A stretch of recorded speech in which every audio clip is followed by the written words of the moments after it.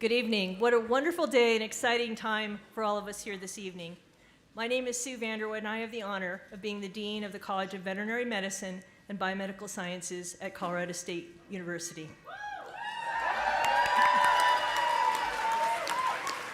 You all are going to get tired of clapping if you clap already. On behalf of Colorado State University and the college, I want to welcome everyone to tonight's hooding ceremony. This is my first hooding ceremony as dean, and I'm very excited to participate in this role during this momentous event for the 148 students graduating from our DVM program this year. Okay, now we should clap.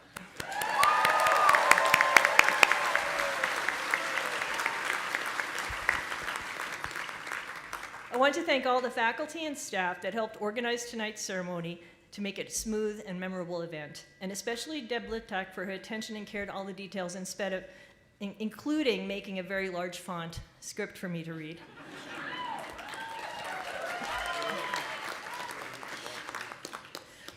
The hood that the graduates will don tonight represents the highest degree a university can bestow. The students have elected to separate tonight's hooding from commencement as a way to include family and friends in this important milestone. I've had the pleasure of participating in the hooding ceremony before as an audience member, a faculty bestowing awards, and a few times in the honorific position of placing a hood over a graduate's shoulders. These are fantastic memories for me, and I'm really looking forward to tonight's festivities. We will also be presenting many special awards to students and faculty to honor these personal achievements convened in this special community. Let me start by introducing those on the platform with me tonight who will help with the hooding ceremony. Please stand as I say your name. I guess you're already standing. Maybe I should have told everybody to sit down. I don't know. Okay, everybody, please sit down.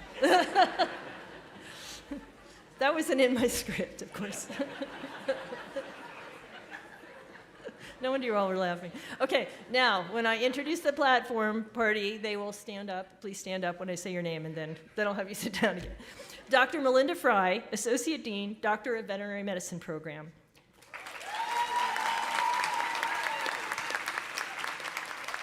Dr. Gary Mason, Professor of Microbiology, Immunology, and Pathology.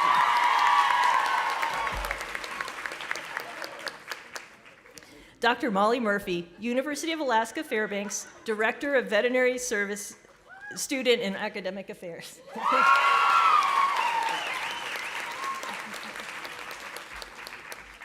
Dr. Nina Hansen, University of Alaska Fairbanks, Assistant Professor and Department Chair, Department of Veterinary Medicine.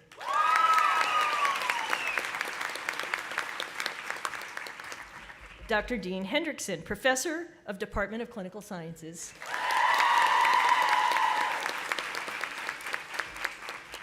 Dr. Naomi Hoyer, Assistant Professor, Department of Clinical Sciences. And also expert at adorning these regalia. She helped all of us get dressed. Dr. Anna Fales, Associate Professor, Department of Biomedical Sciences.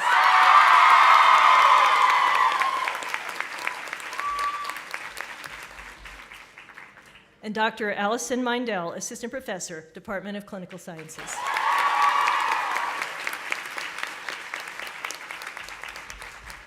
Okay, thank you, platform participants. You may now be seated. Good job. It is now time to hood our graduates. Dr. Anna Fales will read the graduates' names. As your name is read, please proceed across to the center of the stage where you will kneel and be hooded by a faculty member and a chosen member of your family or friends.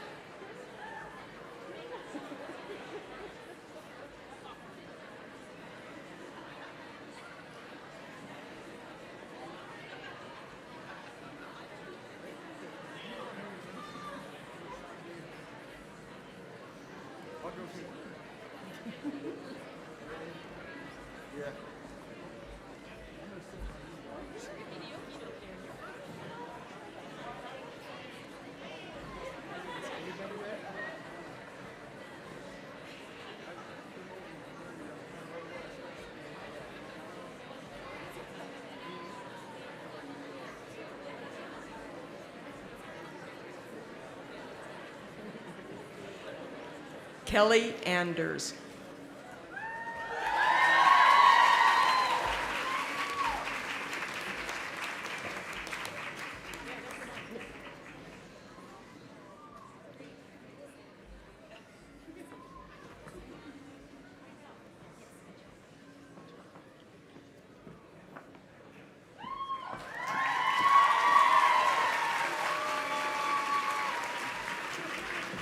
Frances Elaine Angel.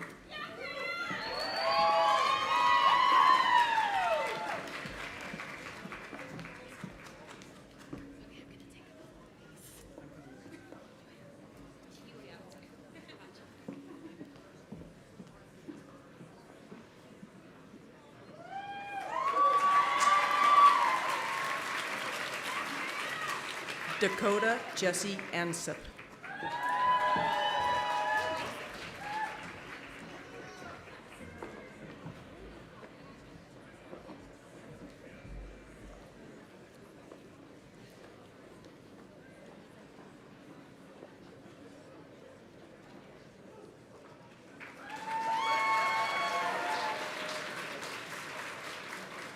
Brady Austin.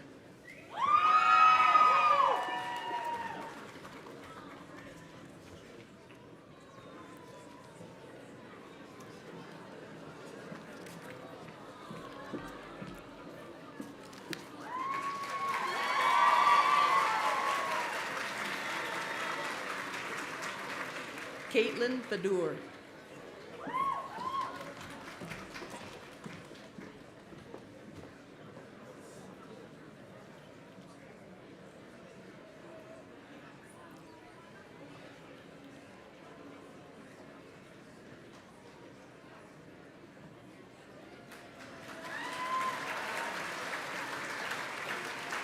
Madison Barton.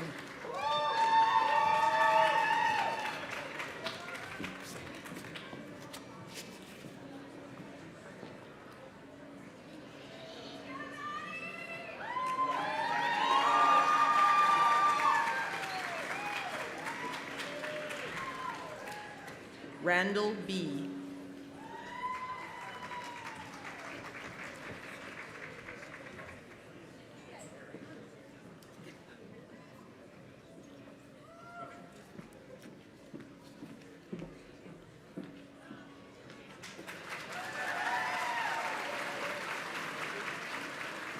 Neolani Benedict.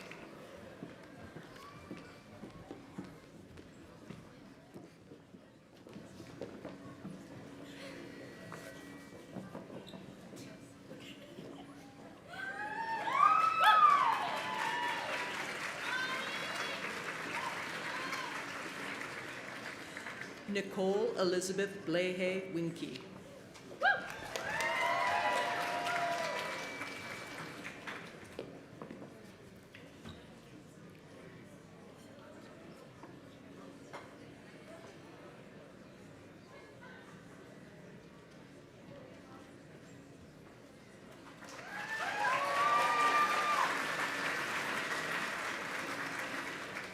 Paige Bodner.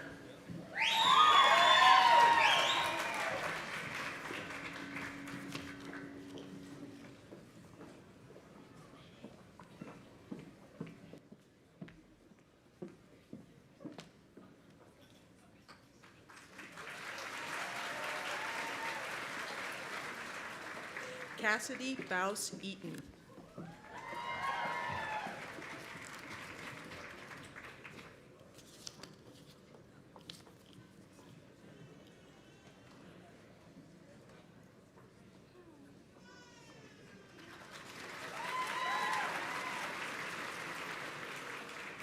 Claire Breitschoff.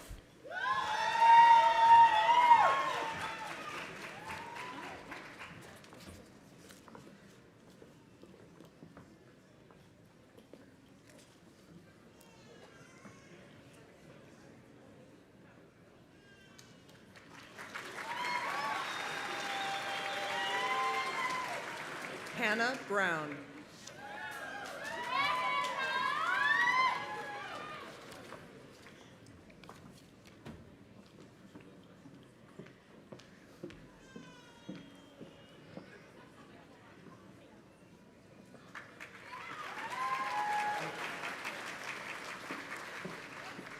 Christina Brumley.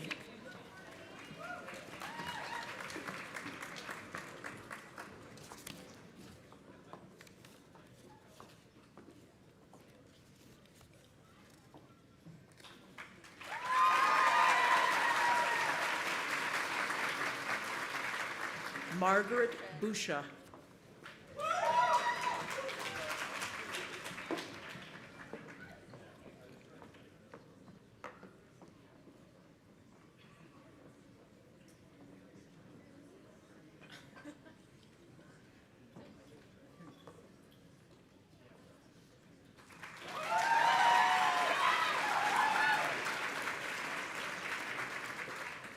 Aaron Cahill.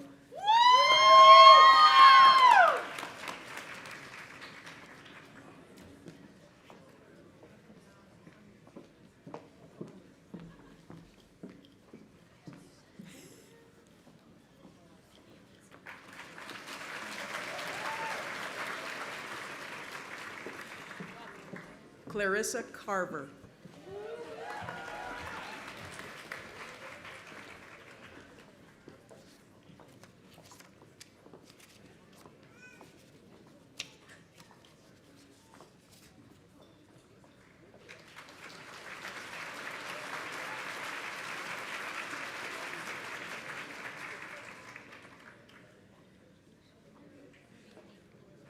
Melissa Memory Cromick.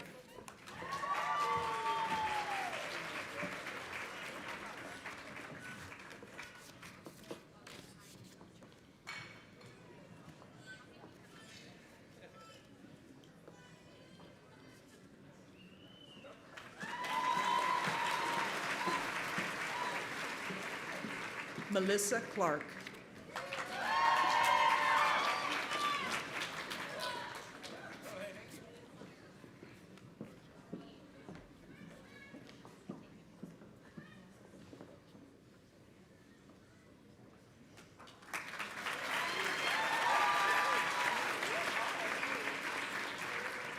Taylor Cohen.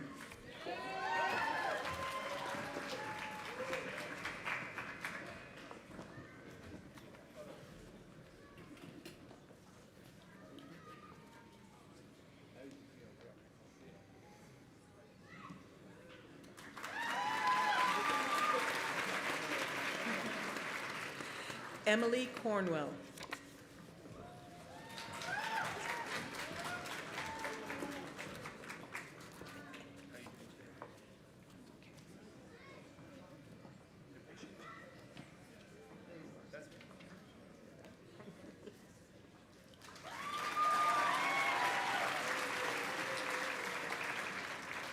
Sarah Cohen.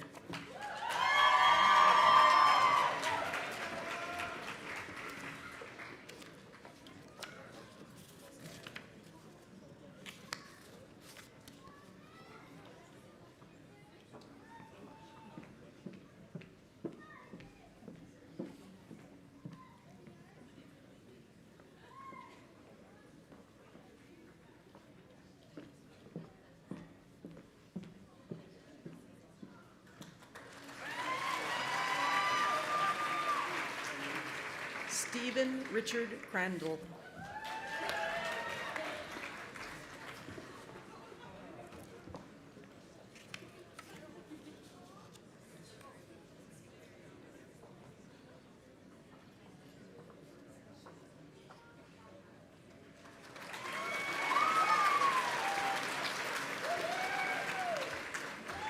Kylie Cunningham.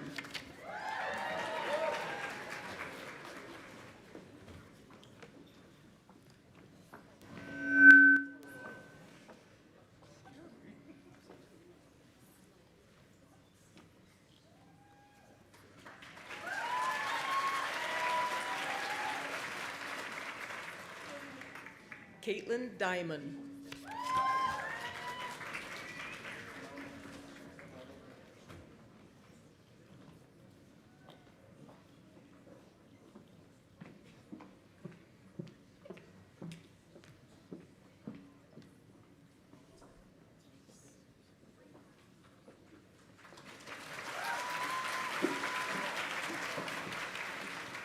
Ryan DeKay.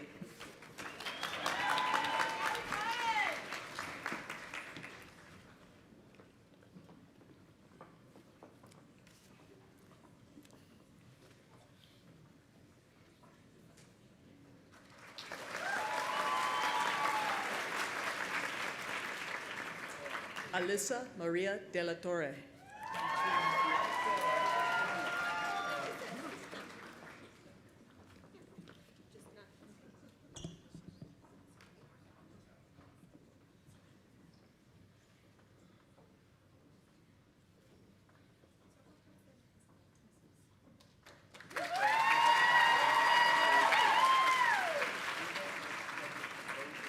Katie Dean.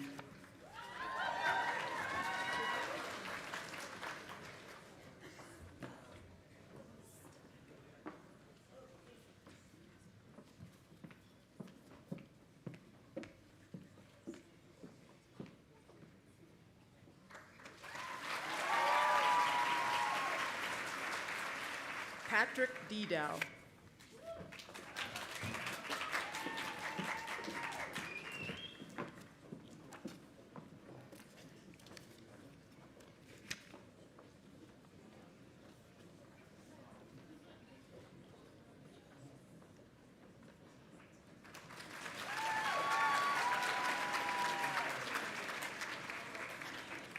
Matt Denton.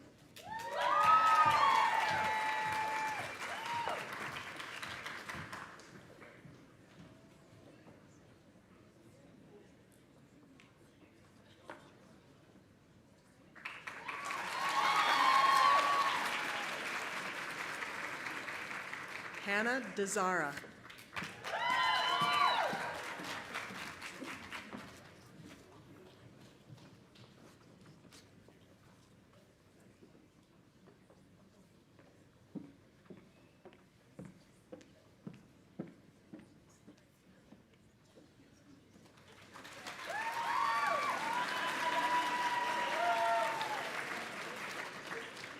Amanda Diaz.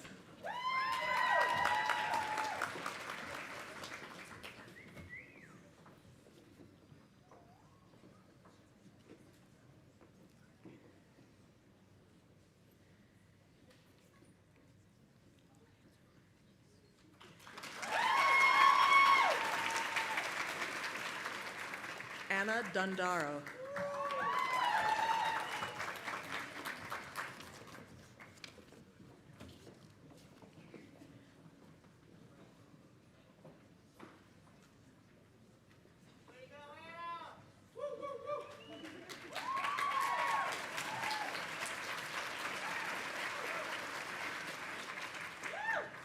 Connor Dugan.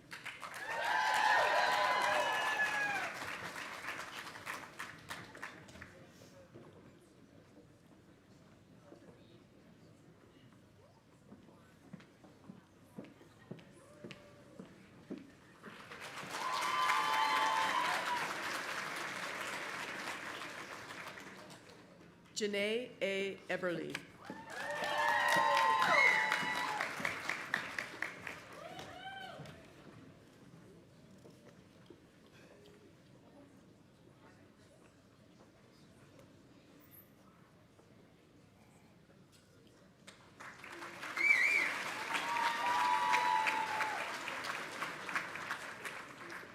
Katie Erickson.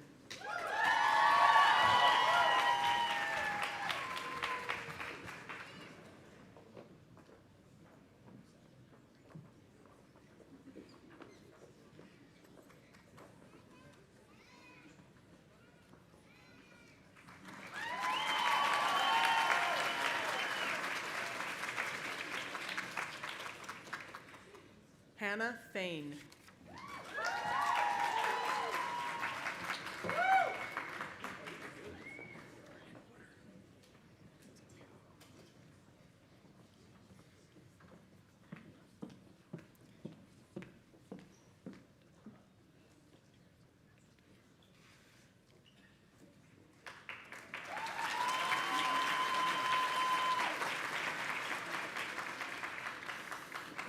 Samantha Fedotova.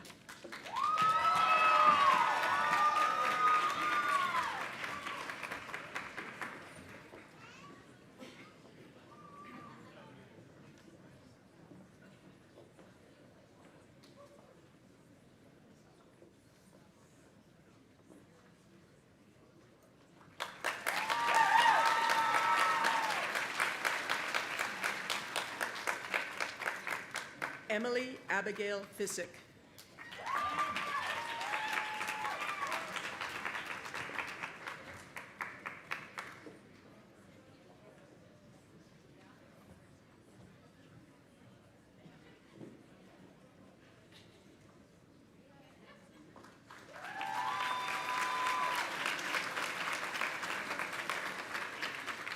Brent Fink.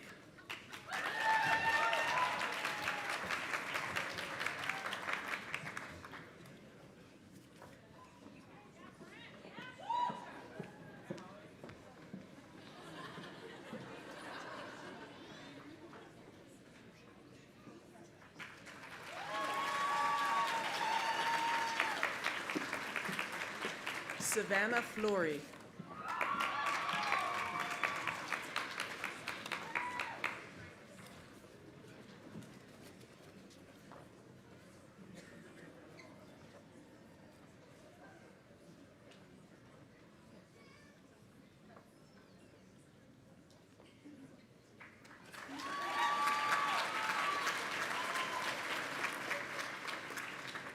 Grace Flynn.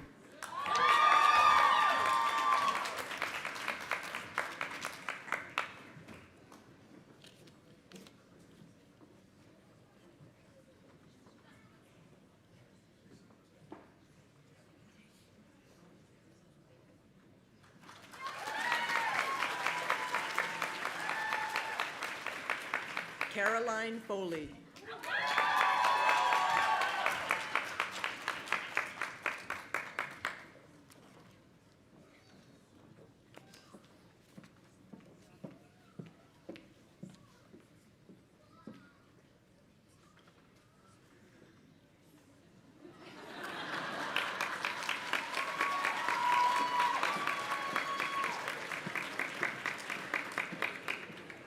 Emily Forehand.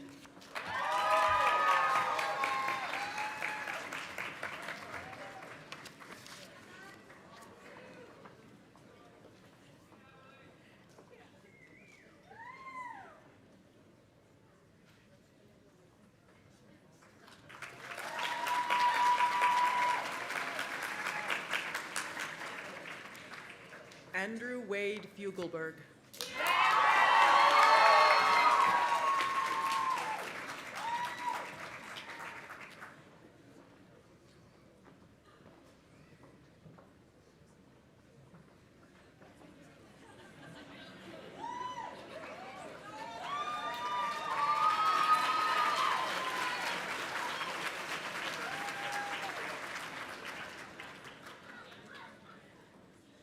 Jacqueline Fulford.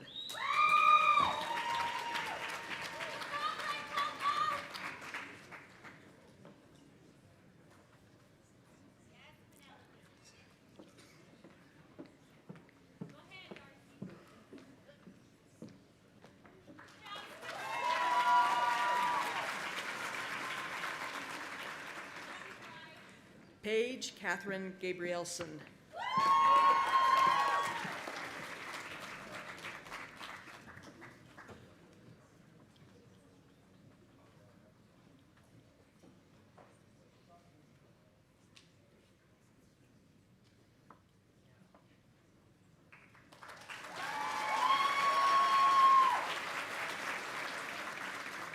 Zach George.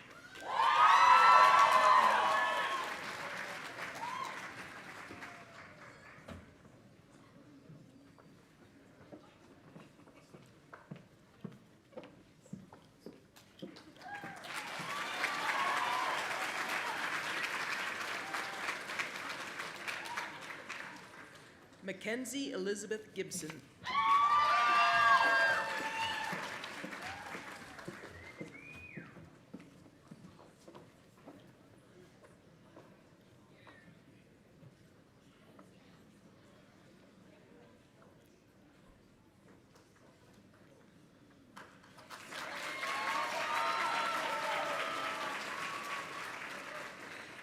Caitlin Gillikin.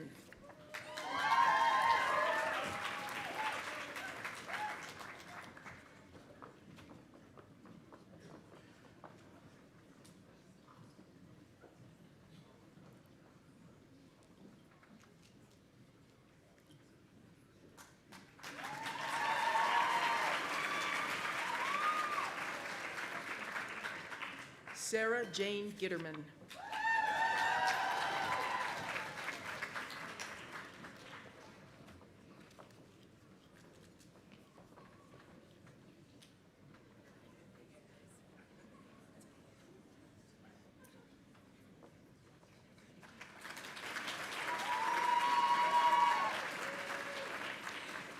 Kaylee Glandon.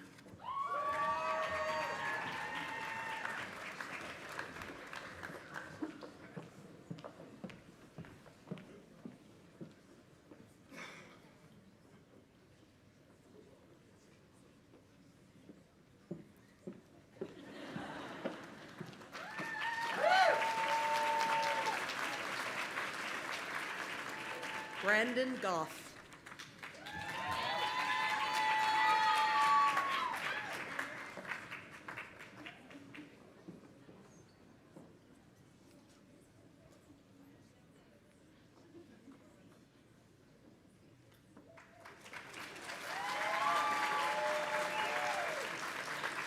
Gabriela Gonzalez.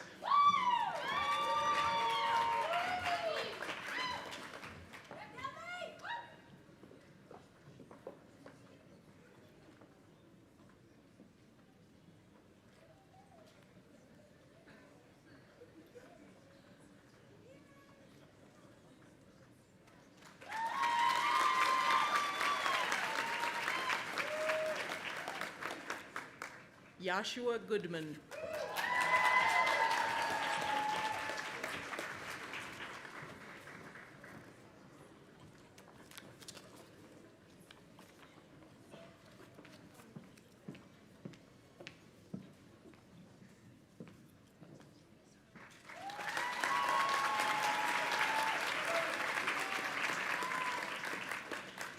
Christy Goss.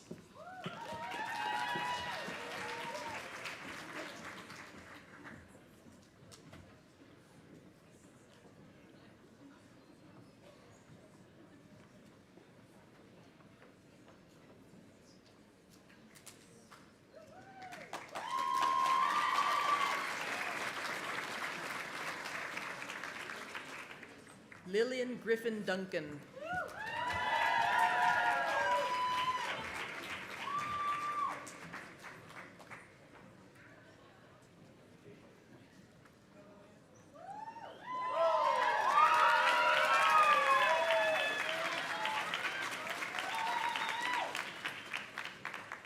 Luisa Fernanda Guerrero.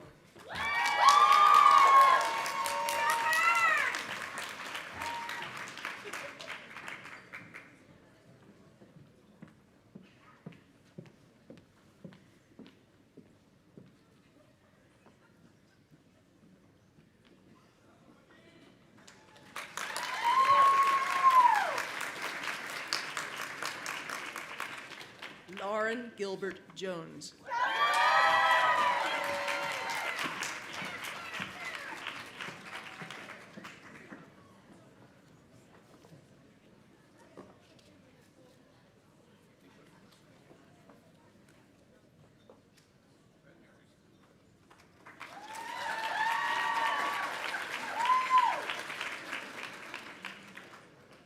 Mackenzie Lynn Hayes.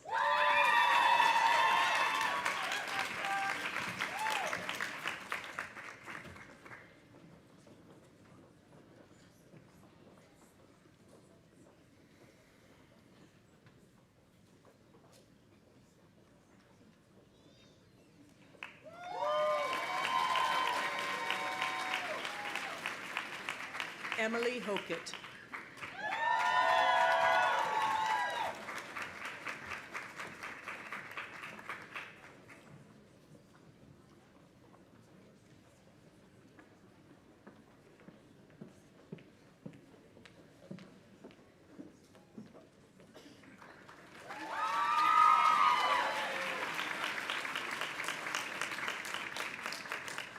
Fionn Hung.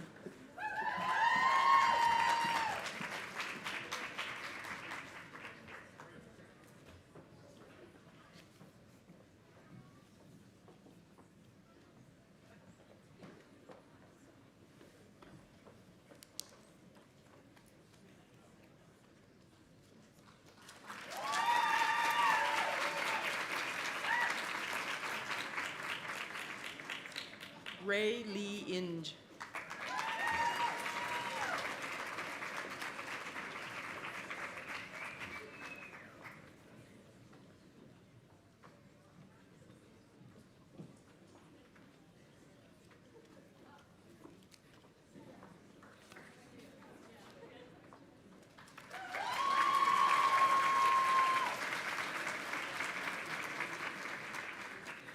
Rebecca Jo Jackson.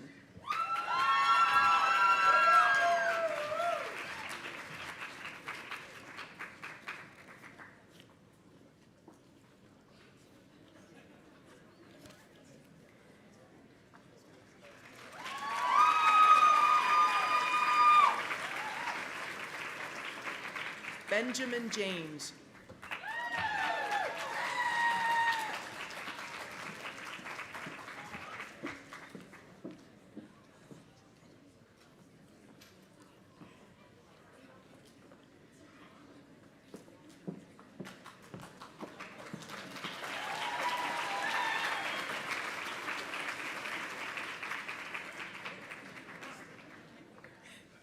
Samantha Johnson.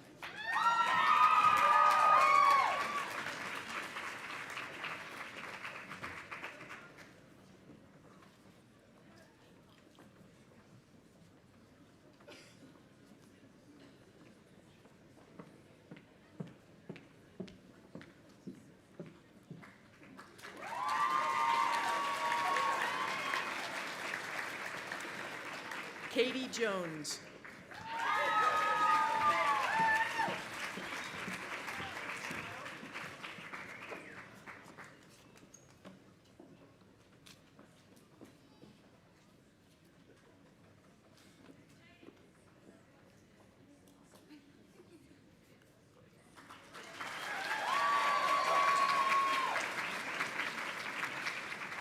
Bree Lillian Carnes.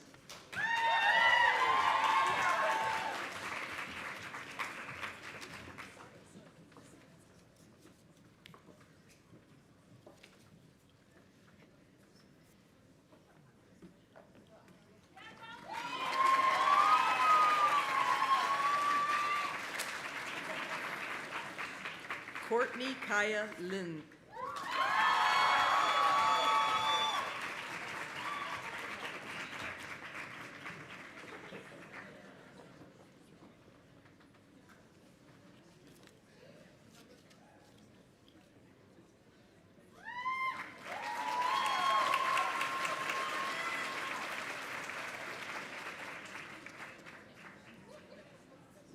Brendan Curlin.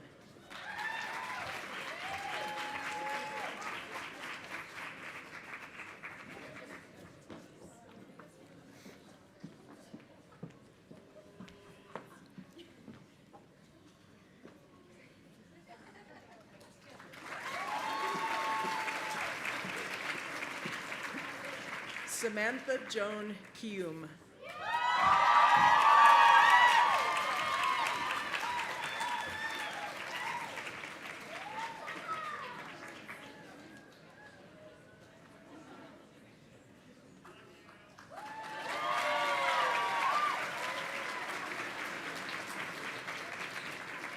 Samantha Key.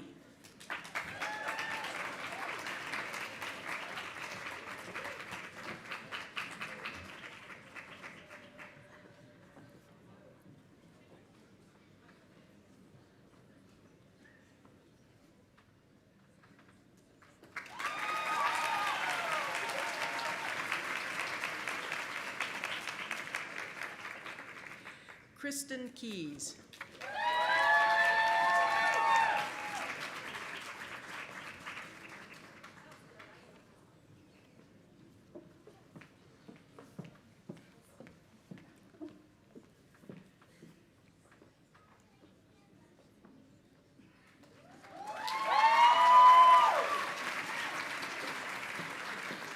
Maria Koicheva.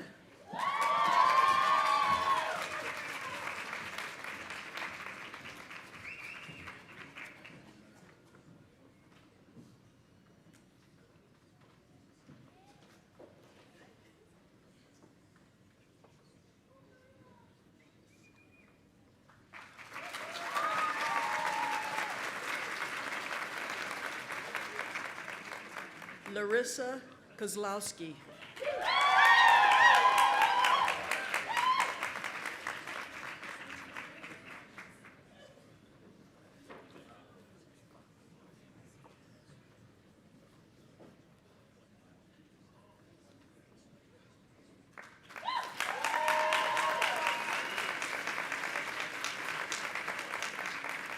Kristen Kubo.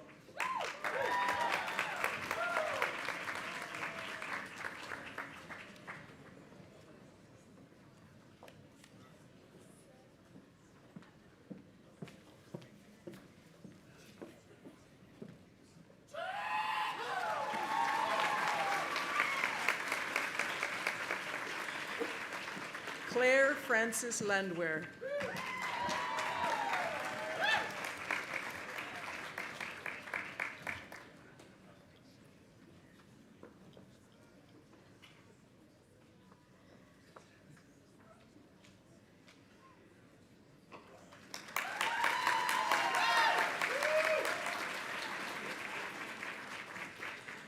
Mai-Lei Mueller.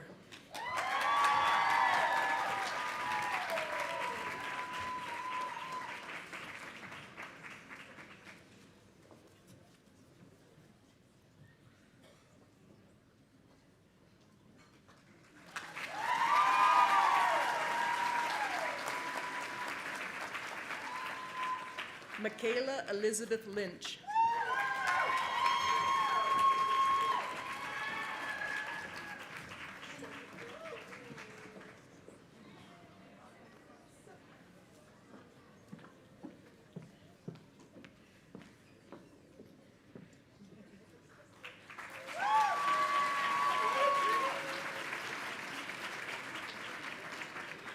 Hannah Lumen.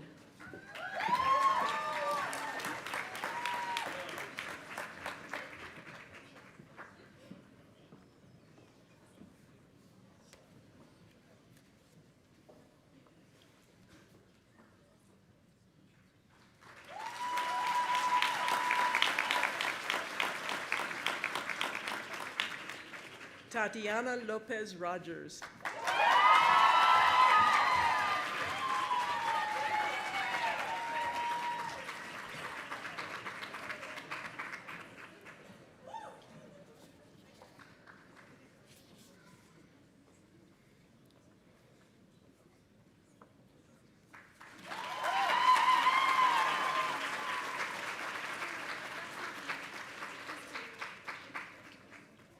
Blair McNeil.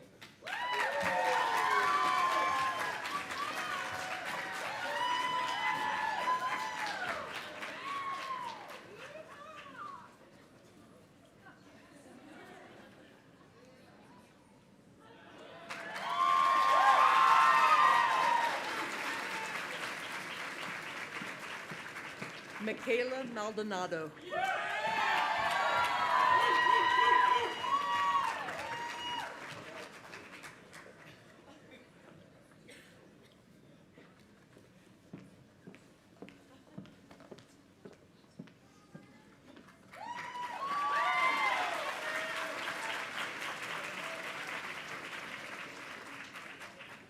Nina Marshall.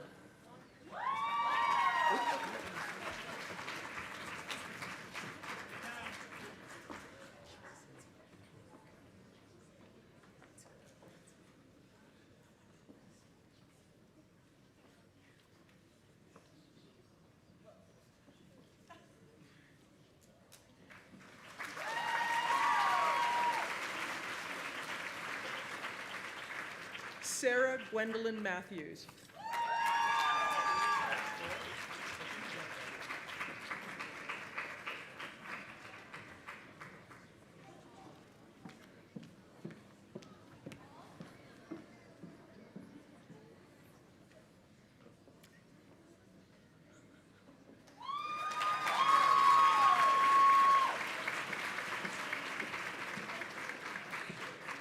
John Maxwell.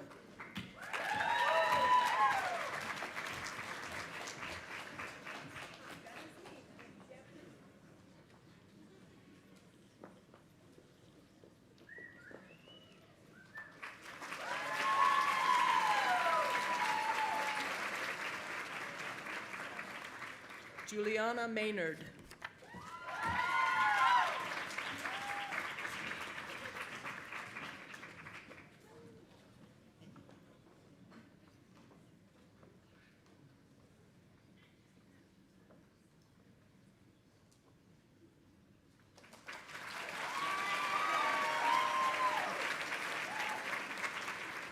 Alexander McCain.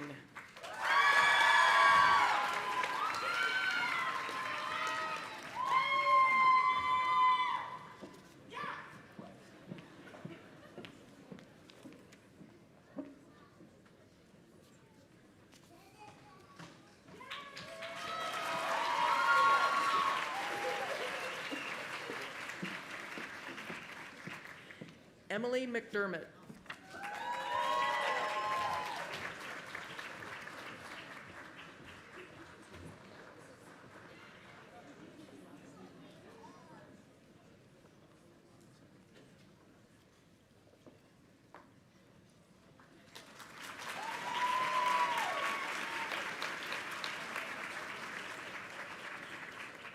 Malia McJimsey.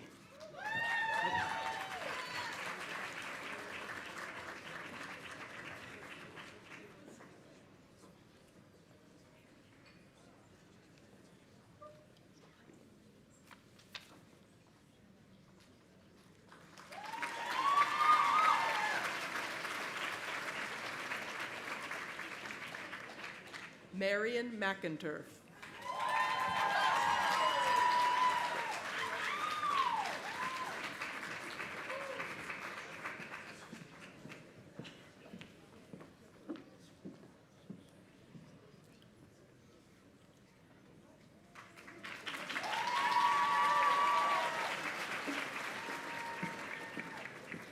Stephanie Meekins.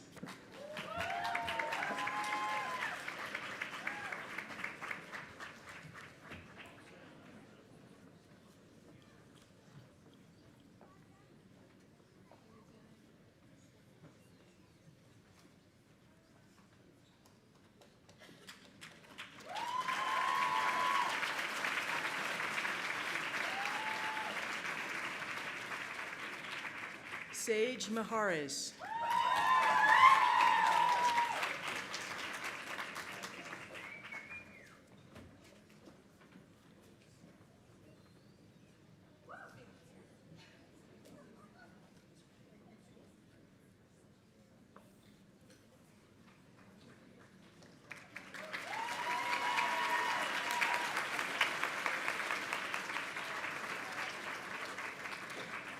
Hannah Morgan.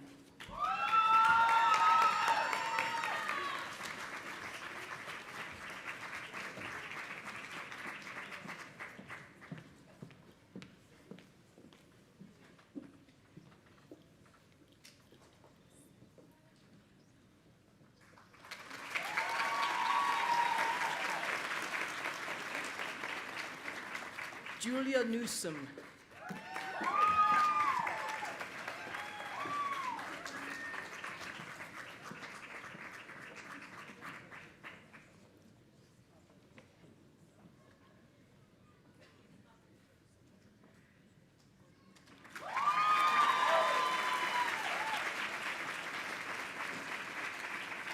Taylor Nicole O'Malley.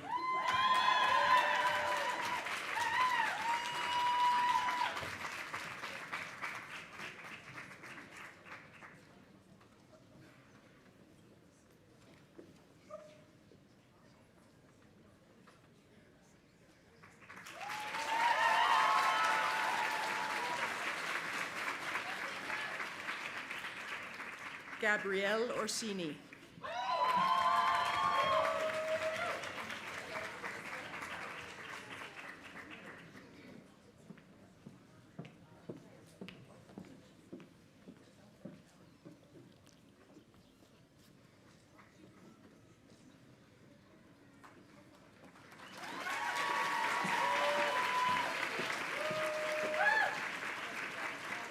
Jesse Overton.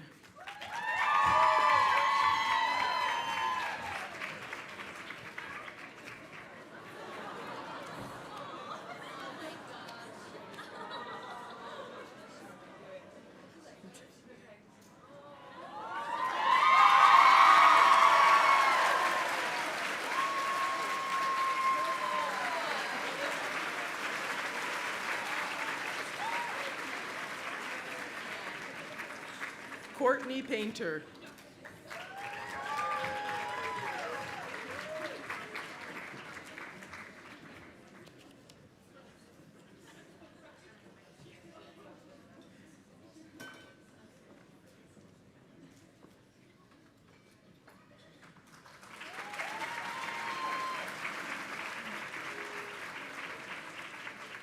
Victoria Palmisano.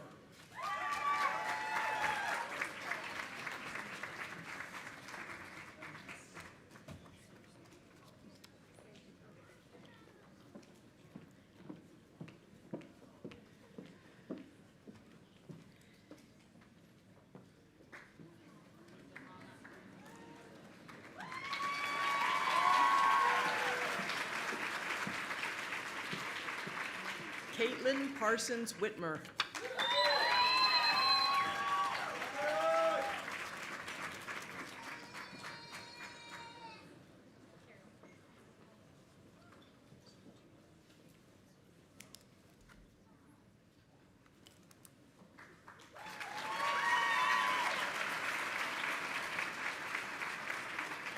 Hannah Patterson.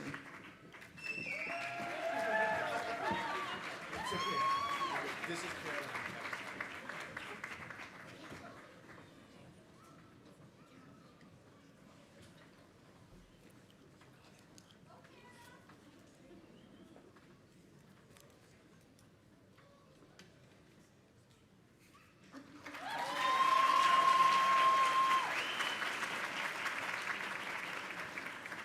Caroline Patterson.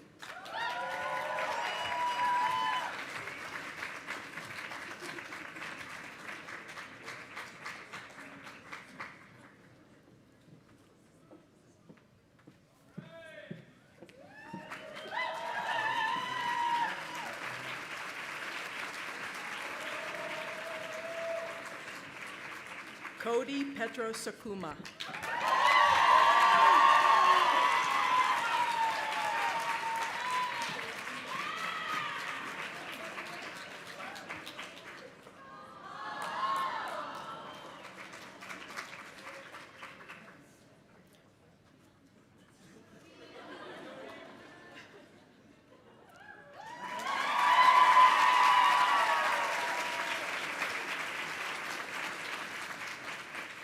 Jolene Polak.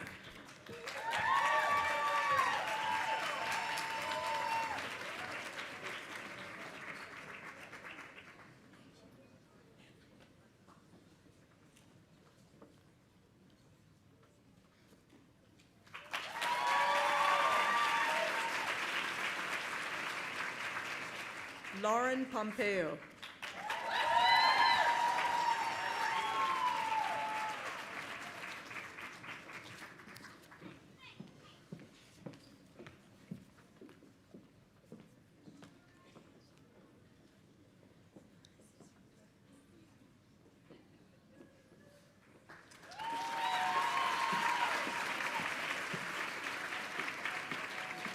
Emma Prey.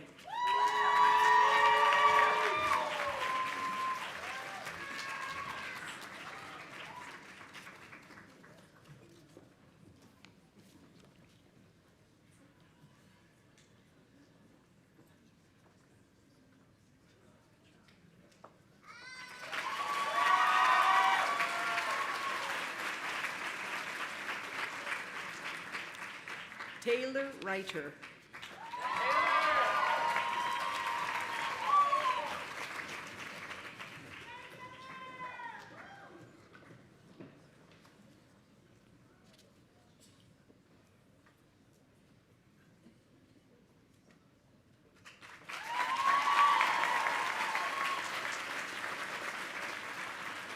Ashley Richardson.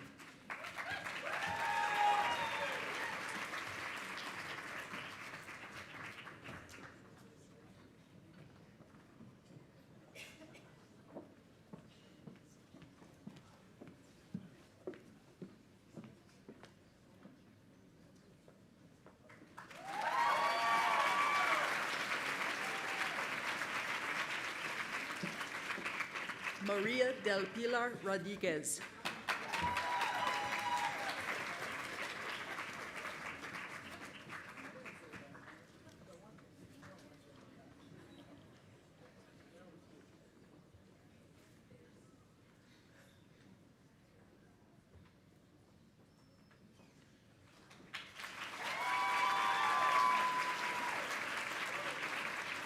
Jackson Runty.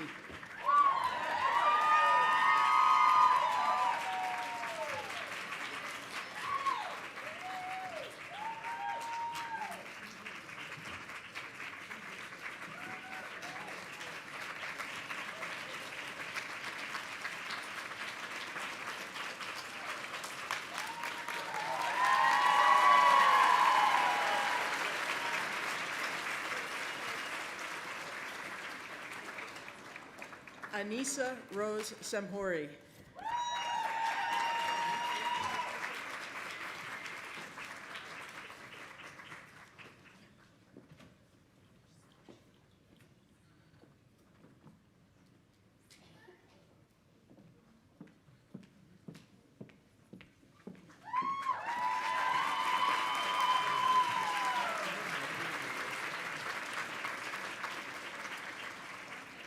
Leah Sauerwein.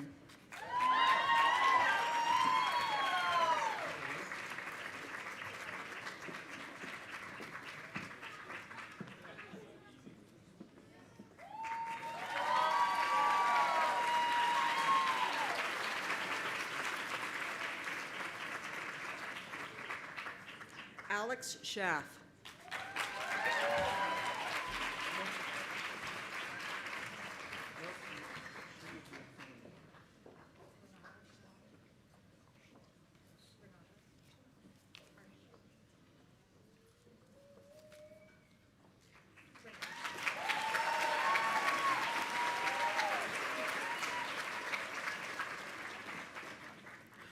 Renata Schlott.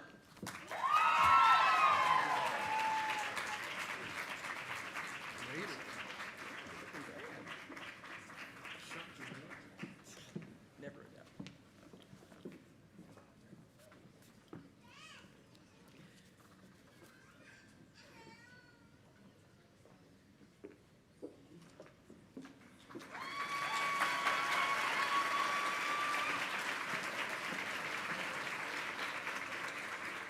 Kenneth Schmidt.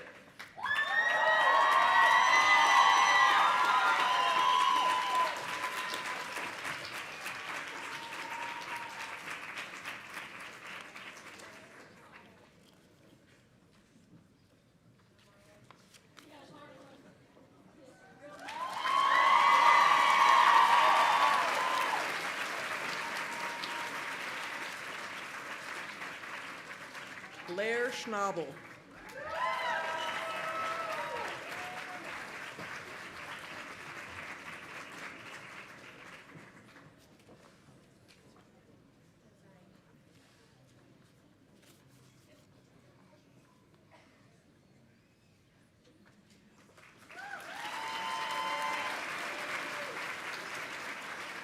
Lauren Scott.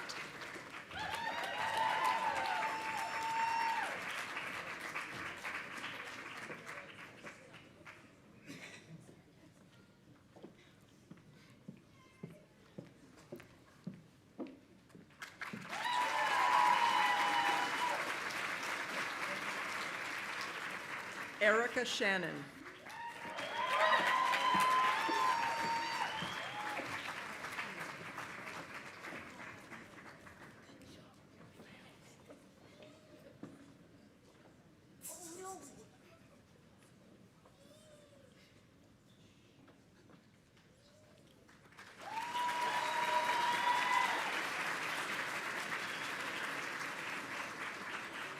Desiree Shaver.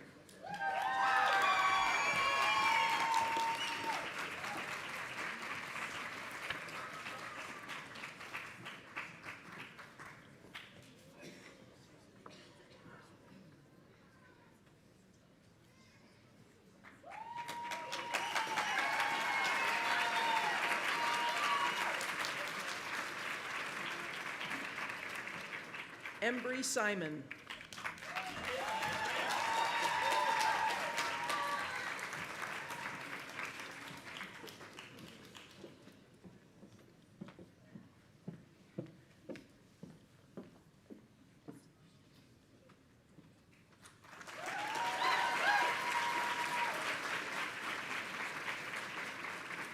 Danny Dawn Souder.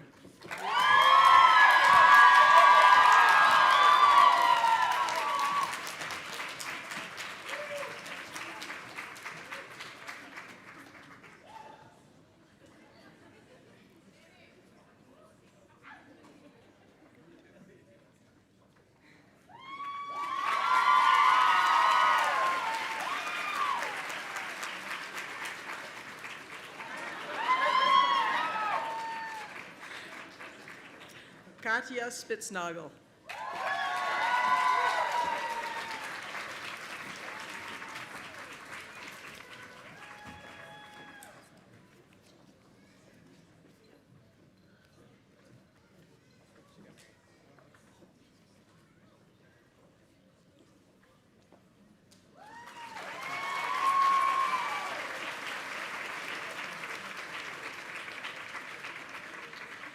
Christina Stathakis.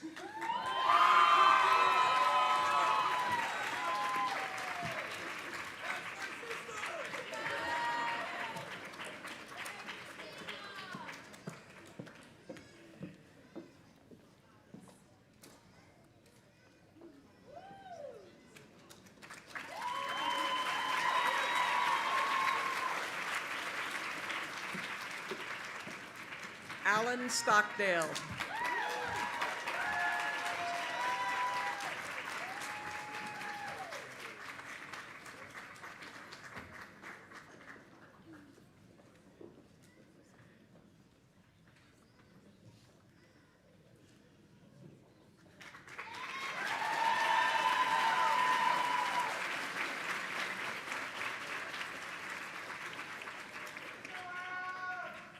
Mariah Sajansky.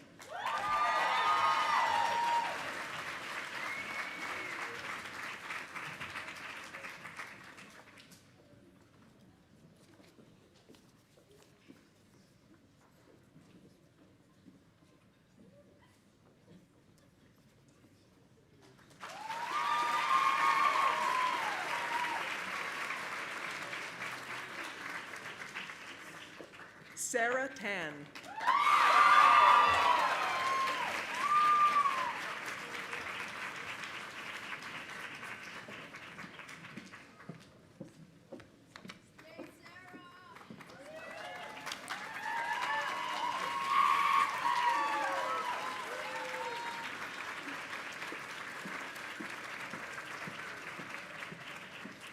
Jordan Delaney Tarbutton.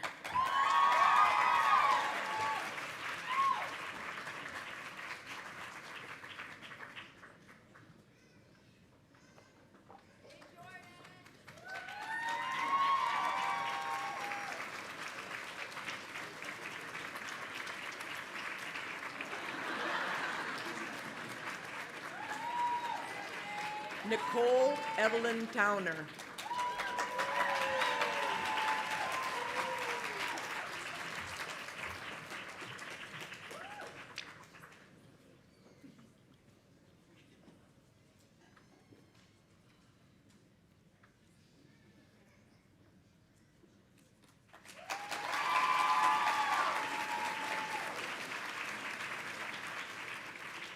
Emma Elise Triber.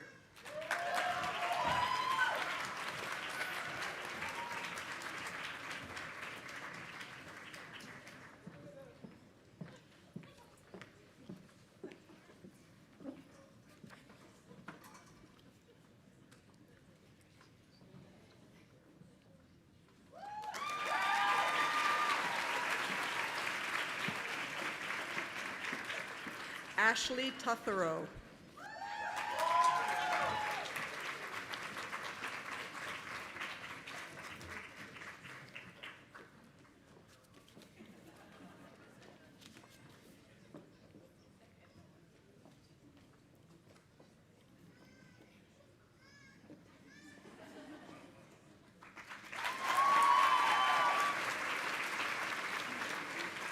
Amanda Vector.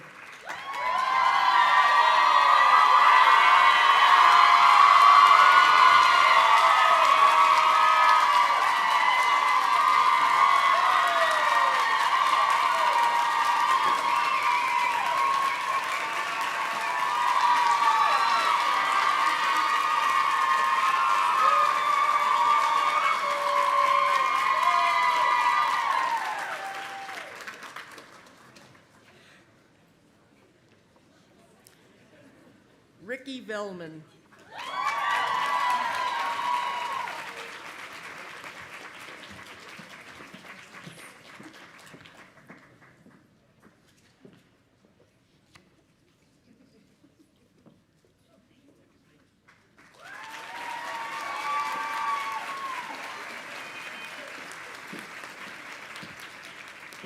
Roxana Vickery.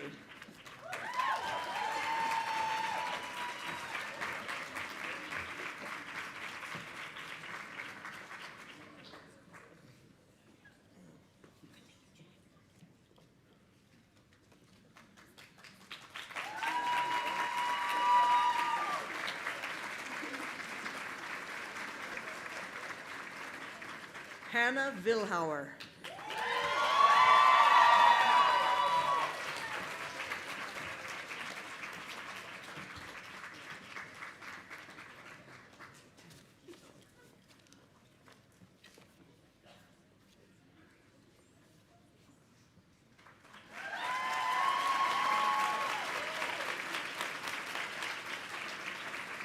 Courtney Walker.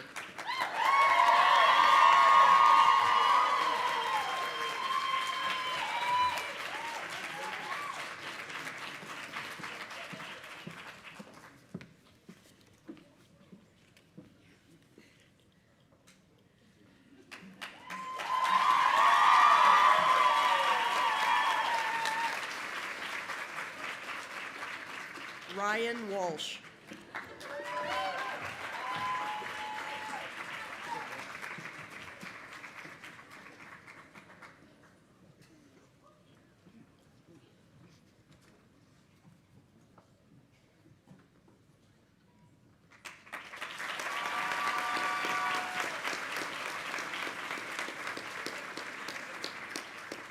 Danielle Francis Weaver.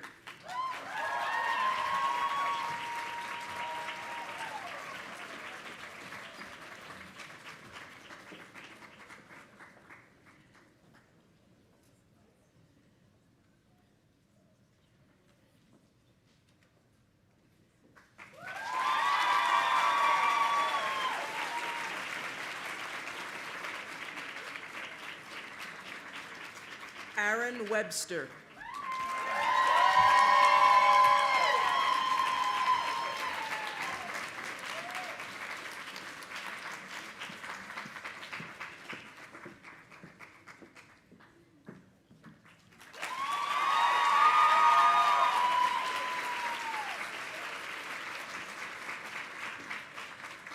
Ilana Weisberg.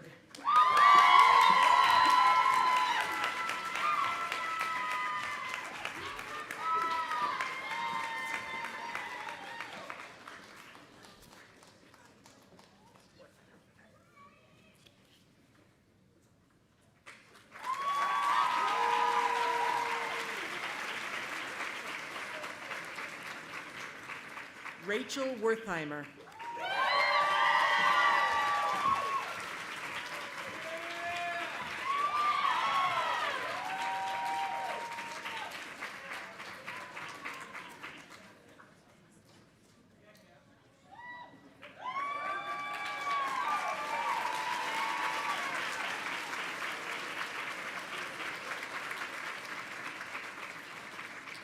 Madeline Lee Westbrook.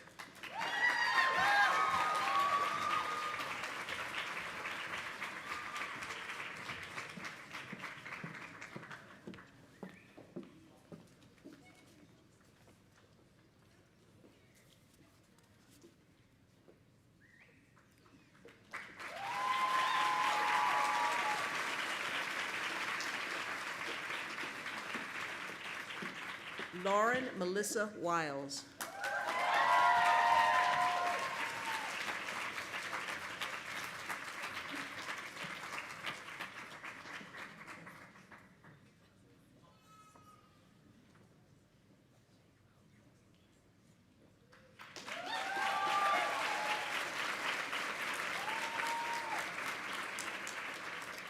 Sarah Wist.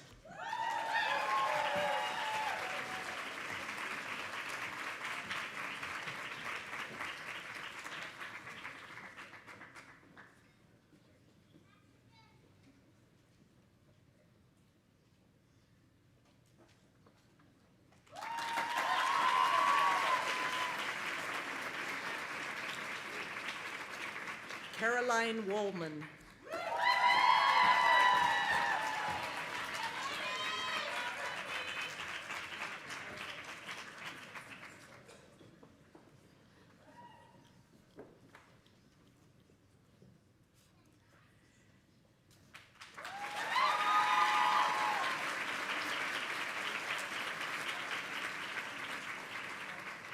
Julia Wright.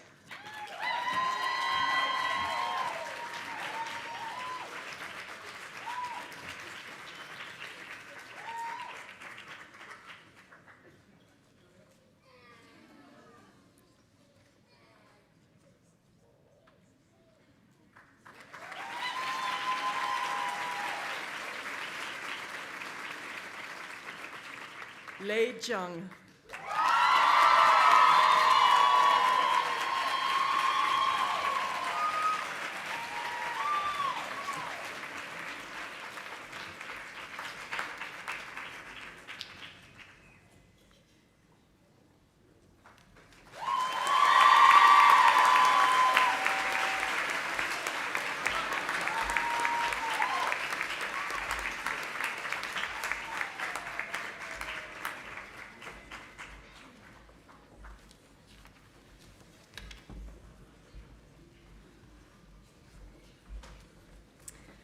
Let's give the class of 2023 another hand.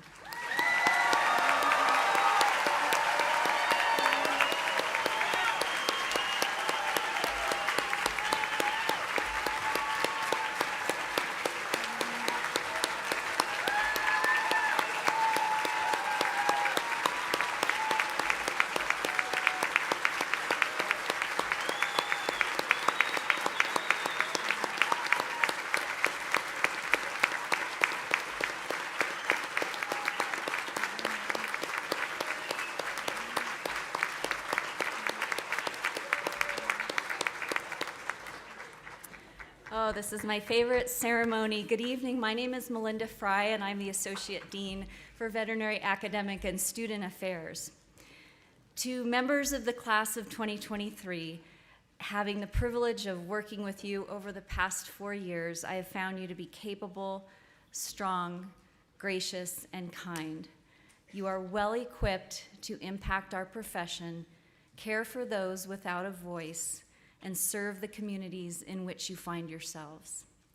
We are here tonight to celebrate each one of you. We also recognize specific achievements through a number of awards, so we will now begin our awards presentation.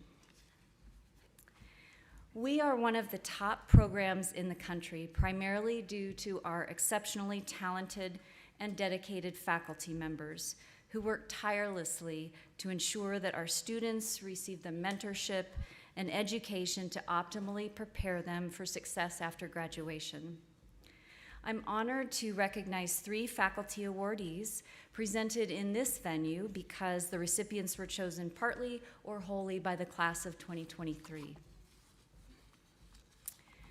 Each year, the Zoetis Distinguished Veterinary Teaching Award is given to a faculty member nominated by the DVM students for excellence in teaching. The 2023 recipient of this very prestigious award is Dr. Naomi Hoyer.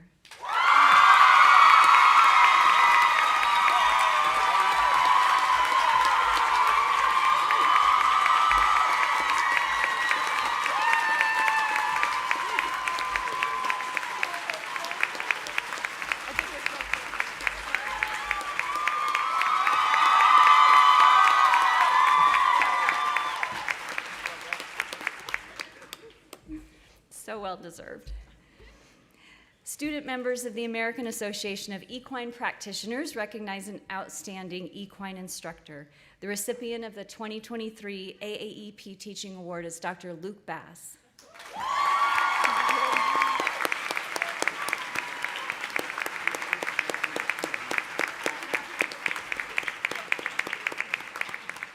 And we'll, of course, share this with Dr. Bass. He wasn't able to be here tonight.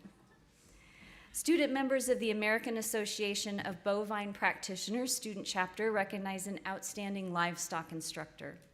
The 2023 recipient of the Pearson Jensen Food Animal Excellence in Teaching Award is Dr. Tim Holt.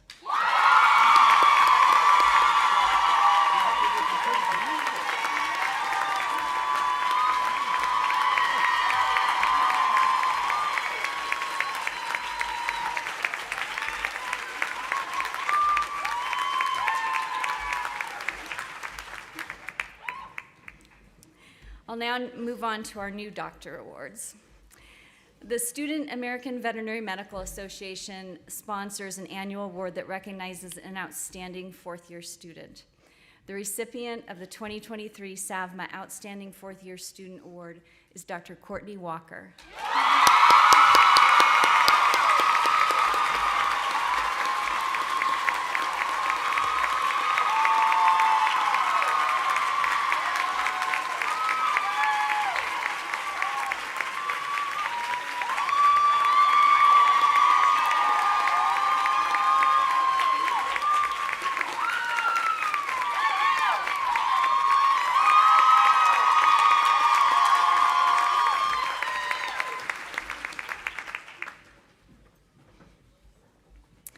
Merck and the American Veterinary Medical Foundation recognize an outstanding graduate who demonstrates innovation and creativity, leading to impactful change. The 2023 award goes to Dr. Hannah Dazara.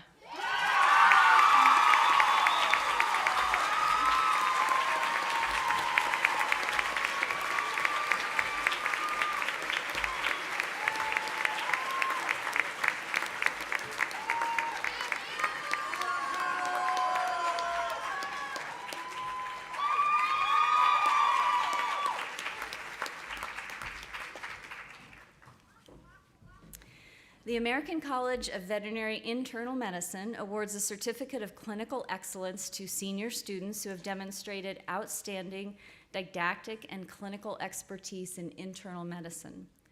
The recipients of the 2023 ACVIM Certificate of Clinical Excellence include, and there are three of them, Dr. Connor Dugan for expertise in large animal internal medicine,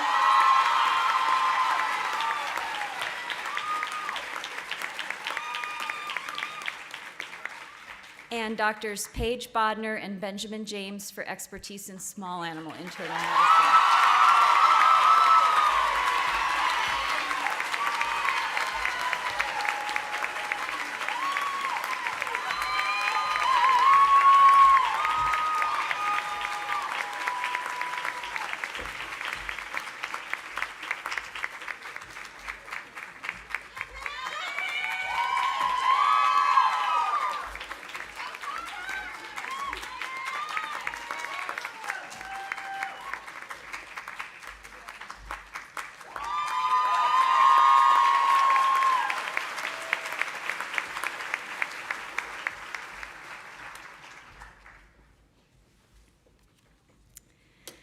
The Professional Excellence Award is given to fourth-year students who have demonstrated excellent customer service, outstanding teamwork, professionalism, and positivity, thereby serving as role models for others.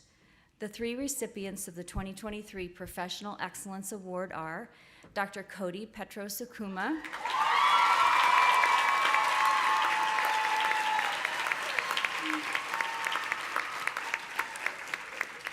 Dr. Sam Fedotova,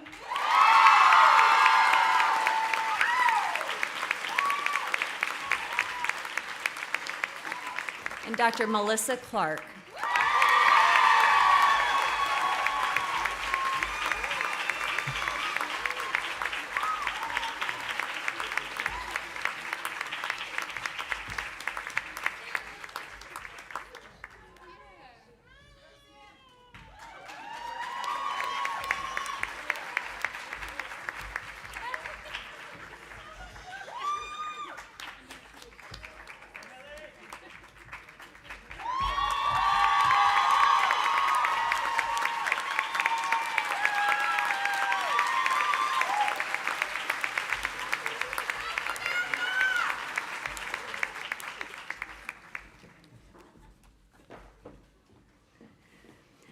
The 2023 DECRA Award of Excellence goes to fourth-year veterinary students chosen by faculty and staff with interests in two areas.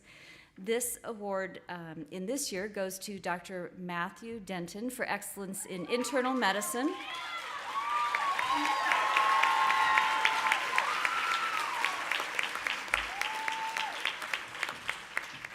and Dr. Caroline Patterson for excellence in equine sports medicine.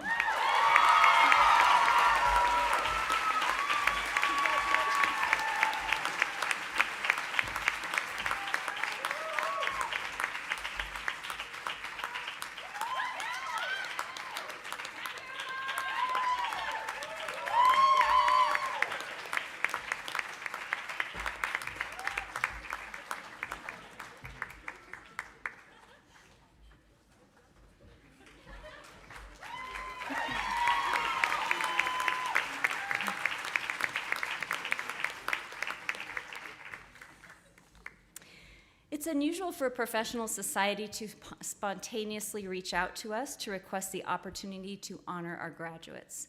Yet this in fact occurred when members of the Society for Advancement of Feline Self-Actualization contacted me after observing this picture.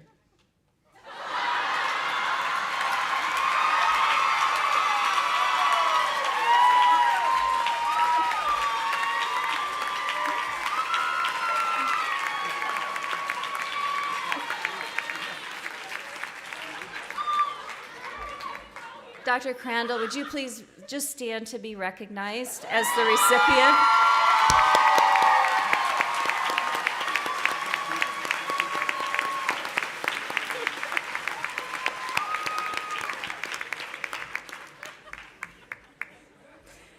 Please welcome Dr. Khurshid Mama to the podium, who will continue our awards presentation.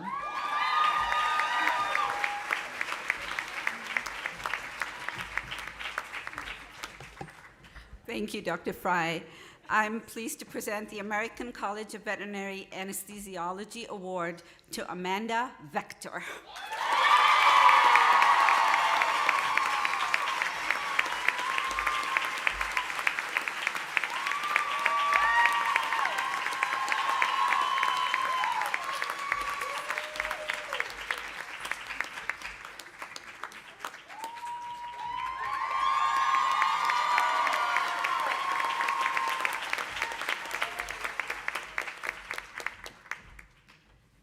And the next presenter will be Dr. Dan Regan.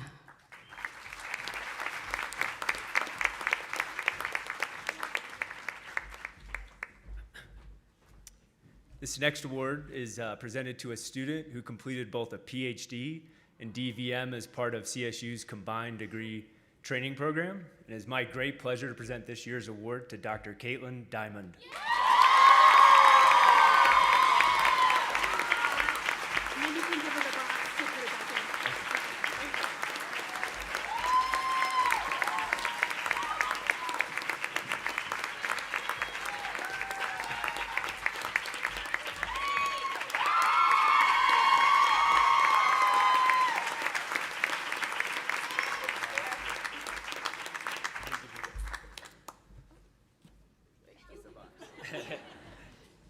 Our next presenter is Dr. Elise Randall.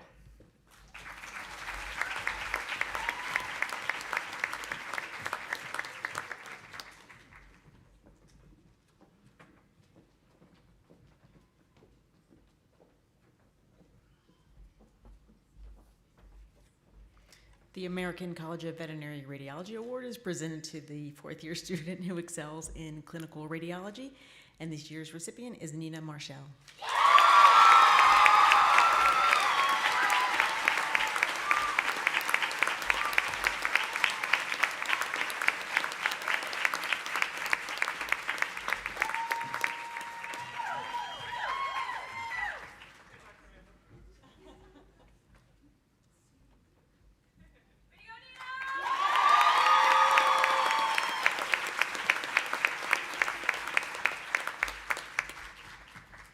Our next presenter will be Kat McPhail.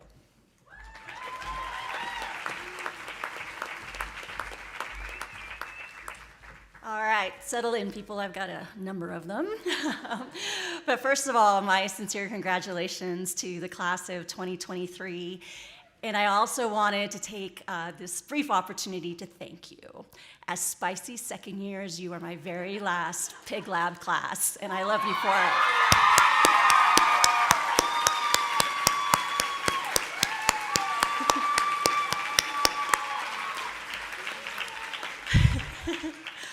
All right, the first couple of awards I actually will be presenting on behalf, shocking, of Dr. Michael Lappin, who happens to be in Johannesburg. Sorry, Amanda. But yes, he wishes to be here and wishes you all his best, and congratulations as well. But the first award is from the American Association of Feline Practitioners. Those are cats. That is presented to a graduating student showing outstanding proficiency in feline medicine and surgery. And this year's recipient not only demonstrated excellent clinical aptitude, but also exceptional research potential with their work in feline kidney disease during their veterinary program. The recipient, and who's going to get a big old hug from Lappin, of the 2023 AAFP Award is Amanda Diaz.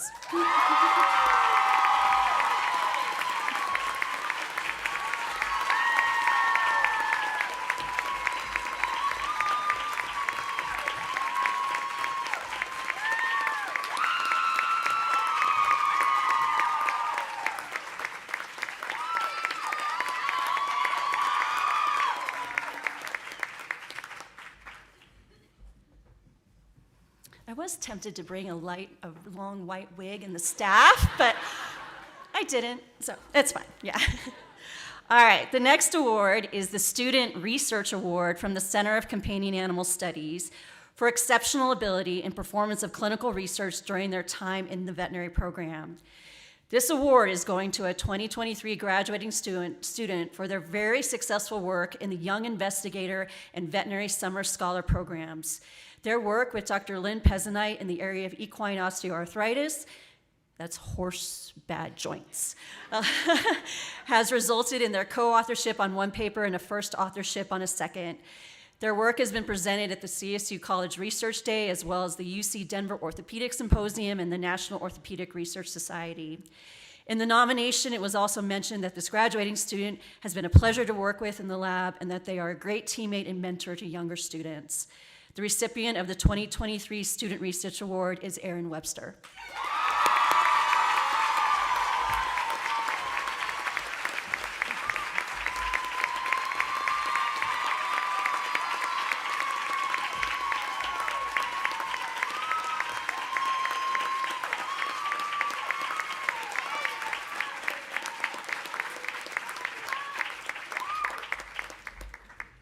Okay, my turn. All right, so my official first award is from the American College of Veterinary Surgeons, and it's the Student Surgical Proficiency Award in Small Animal. This is given to a graduating student who has demonstrated academic and clinical proficiency in small animal surgery, as well as a strong aptitude and interest for this fantastic specialty. It is my privilege on behalf of the entire small animal surgery section to name this year's recipient of the Small Animal ACVS Award to Christy Keys.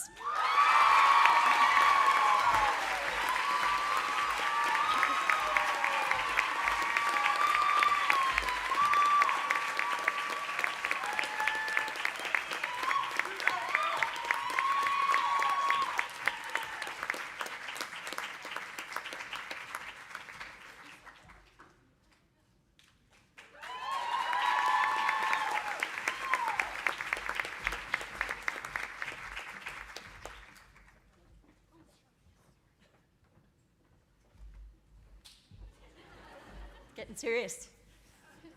All right, the next award is the Gentle Doctor Award. Oh, yeah. The actual award is this statuette that is a replica of the statue that stands in front of the Small Animal Hospital at Iowa State University. This statue was created in the late 1930s and as an expression of the veterinarian's affection, concern, and love of all creatures. The statue itself has been described as heroic, as it stands over 7 feet tall with the hands and feet overemphasized. The artist understood that veterinarians stand on their feet all day long, and so the feet are therefore big and strong. And it also recognizes that the veterinarian's hands are our most important tool. The tall and capable doctor holds a puppy while glancing down to the watchful gaze of the mother dog to signify the strong human-animal bond. This award reflects this inspiration and is awarded to 2 students at almost every North American veterinary school. These students demonstrate knowledge and competency, but also exhibit an extraordinary compassion reflected by their gentle manner towards their patients and clients. The large animal recipient is Alyssa De La Torre.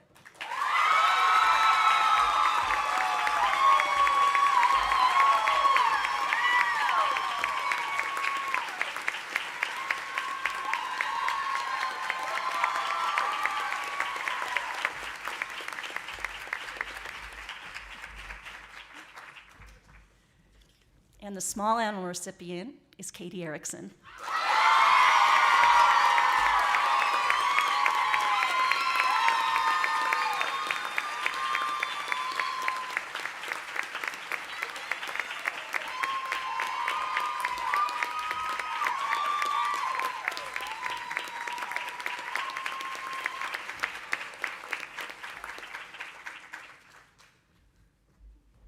All right, that's enough from me. Our next presenter is the fabulous Dr. Kavanaugh.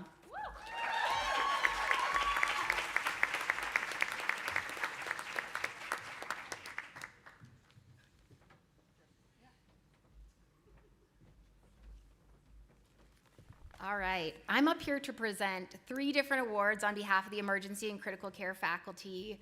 Before I start, though, I wanted to thank the class of 2023. Every single one of you has come through the urgent care rotation, and has truly impressed us with your passion for the profession, how hard you worked, your grit, some surprising skills like twerking. We saw the video. And just bringing a lot of humor to our very stressful field.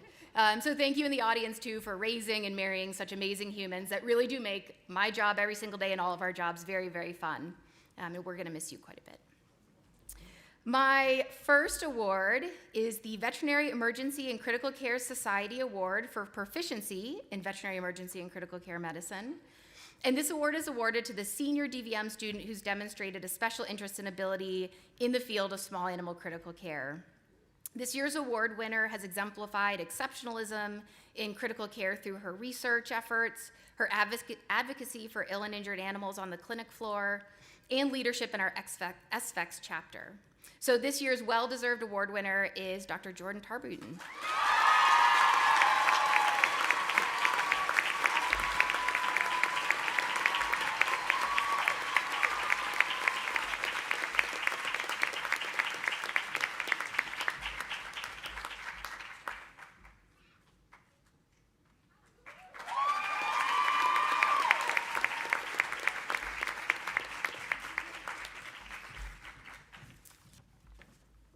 Our next award is the Critical Care Award for Proficiency, specifically in critical care medicine. And each year, the faculty wants to recognize a student who demonstrates excellent knowledge, excellent initiative, client communications, and clinical skills in our intensive care unit. This year's recipient has really been an integral part of the critical care team, both providing extensive care for the sickest patients that are in our hospital, and also continually striving to expand and apply his knowledge base to all of his cases. You can find him day and night, I can attest to that, working in the critical care unit, and he really has become an invaluable member of the team. So the CCU faculty team are really excited to award the 2023 Excellence in Critical Care Award to Matt Denton.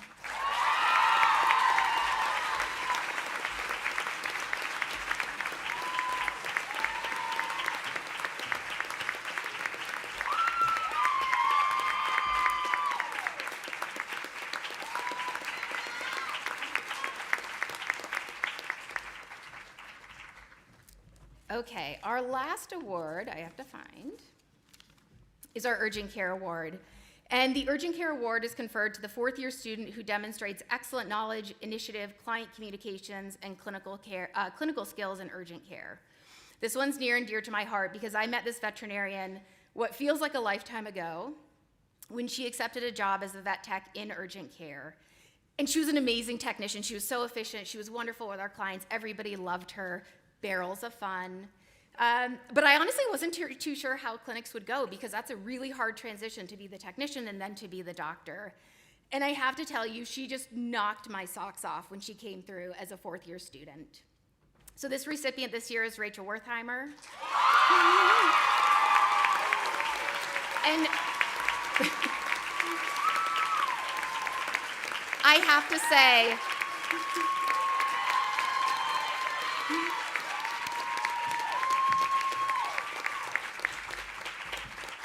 get on up here, we're not done.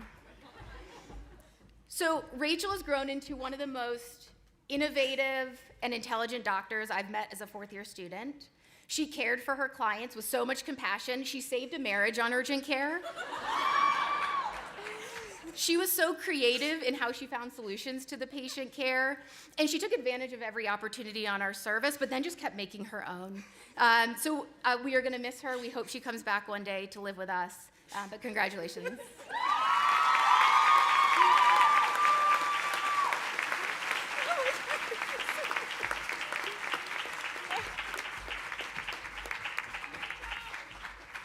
Still have a job to do. Our next presenter is Dr. Rachel Oman from Livestock.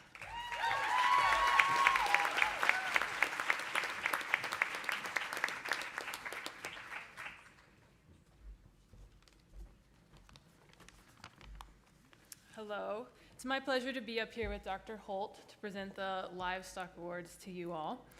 Our first award is the Livestock Medicine and Surgery Clinical Proficiency Award, and this year's recipient is Mackenzie Hayes.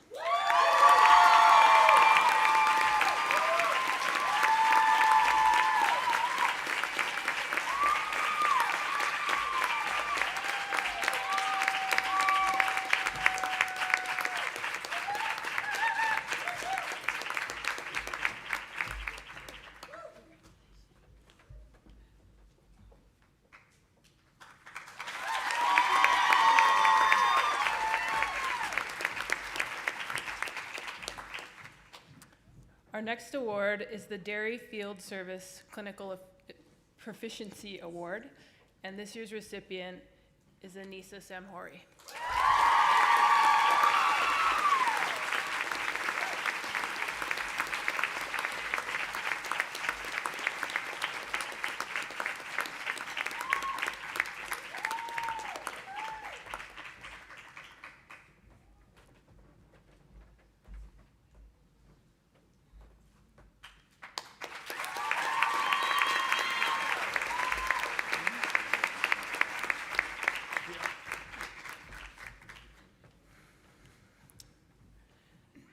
Our next award is the Beef Clinical Proficiency Award, and we have two winners this year. The first is Luisa Fernanda Guerrero.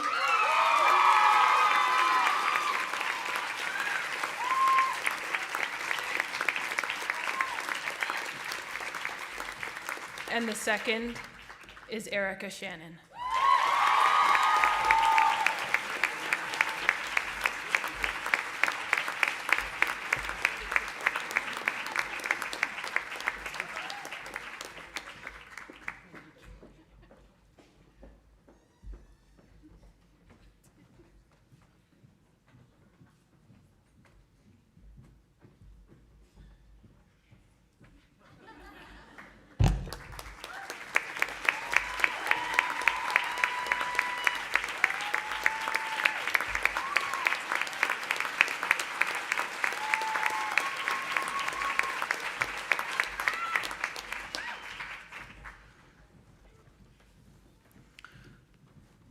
Our last livestock award is the American Association of Small Ruminant Practitioners Award, and this year's recipient is Brandon Goff.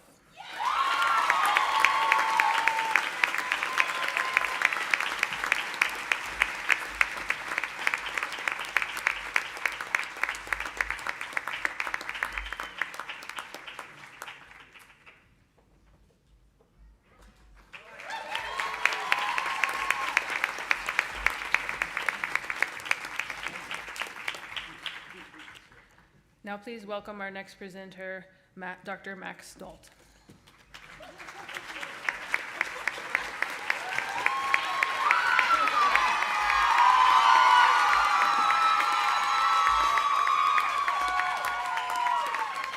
All right, I'm going to be presenting on behalf of our dermatology faculty that is at their derm conference right now. So our first award is going to be the Excellence in Dermatology Award. This award is awarded to a fourth-year student who demonstrates excellent knowledge, innovative client communication, and clinical skills. This award is going to go to Lauren Pompeo.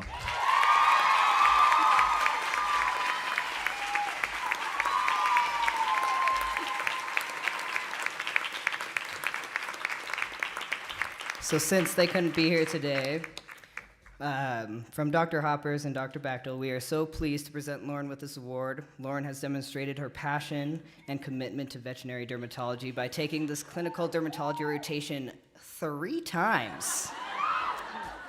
We have watched her knowledge grow exponentially throughout the year, and we are very proud of Lauren for taking the next steps towards becoming a specialist in dermatology via rotating internship at Gulf Coast Veterinary Specialists, and we cannot wait for her to join us as colleagues in dermatology.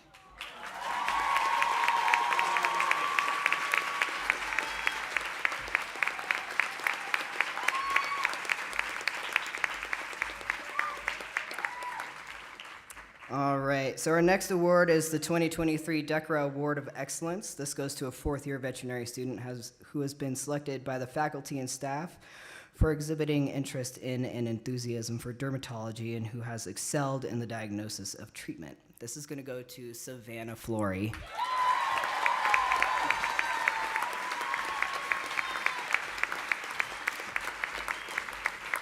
Savannah, this is from Dr. Bechtel. Dr. Bechtel says, "Dear Savannah, thank you for demonstrating your significant skill in dermatology through the research efforts, dedication on dermatology rotation, and all the times you stopped in afterwards. Your insightful questions confused the highest levels of teaching hospital, and we came to the eventual conclusion that you were probably right a lot of the time." Speaking of research, could I have it back? Thank you. Yes.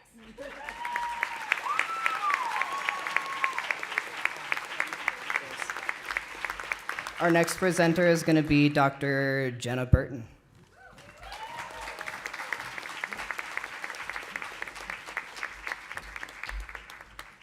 Good evening. Just to editorialize, that last award is so well deserved. I've never seen anybody get so jazzed about a nasty infected ear. Thank God people that love dermatology exist.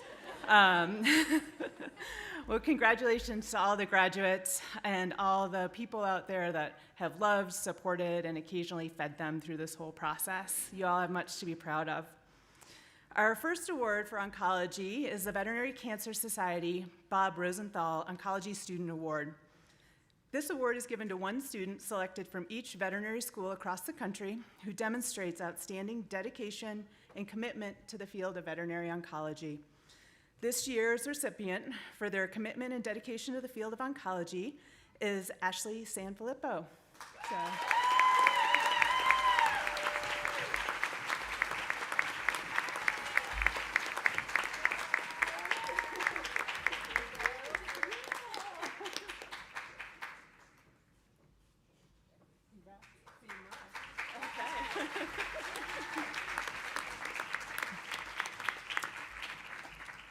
Our next award is the Ringen Family Award in honor of Dr. Kim Statham Ringen. Kim received her DVM degree from CSU in 2006. As a vet student and as an intern at Kansas State, she developed a love and deep passion for oncology. She completed her oncology residency at the University of Missouri in 2010 and then got her dream job practicing in Denver. 3 years later, she was diagnosed with stage 4 lung cancer. She fought a 4-year battle with grace and dignity until her death in May 2017 at the age of 39. Kim was the most vibrant person and could light up any room with her infectious smile and flaming red hair. She often said it helped her channel her inner golden retriever. Her husband, Davin, and family set up this award for a recipient who demonstrates proficient clinical skills and extraordinary professional rapport with clients while upholding patients' dignity by providing compassionate cancer care. This year's recipient is Elisa De La Torre.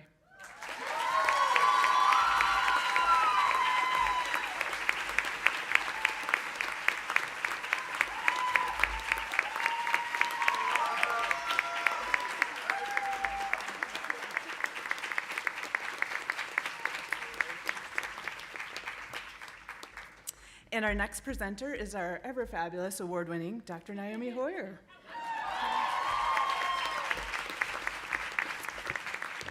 Okay, guys. Well, about that other thing, thank you so much. You guys are the greatest joy in this job that I do. So I'm so thankful to be up here. And I got to tell you, for the dentistry and oral surgery service, which is where I work, for those of you who don't know me, award time is hard because if there were like 148 awards that we could give, we would.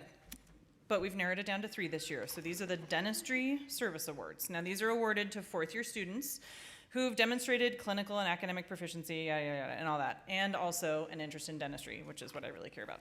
So the first student that I will be talking about, we were all so impressed with her hard work, her quiet, good attitude, quiet in caps, her amazing care for her patients, and her enthusiasm for all things dental. And she came back and visited us for hugs regularly throughout the year. Someday, we hope that she believes in herself half as much as we do. Our first winner for the Dentistry Service Award is Maria del Pilar Rodriguez.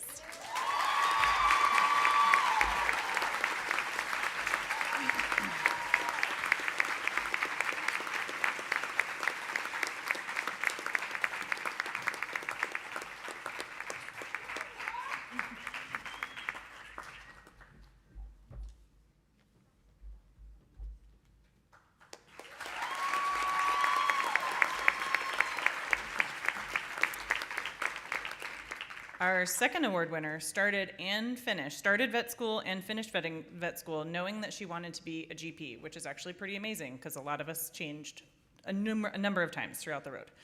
She also has a deep appreciation for how much work, how hard work, and how important dentistry will be in a general practitioner, and as a result, spent her entire veterinary career pushing herself to get better. Her surgical skills were something that the residents were extremely envious of because they felt like she was better than all of them. The winner of the second Dentistry Service Award is your class president, Anna Dondero.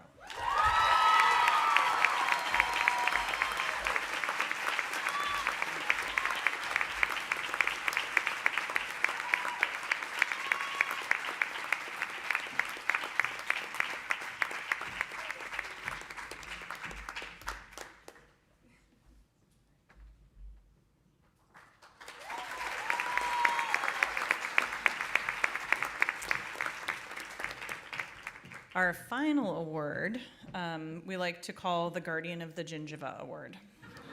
This is awarded to a student who has spent the most time on her extraction skills, making the most beautiful flaps and closing them without any tension.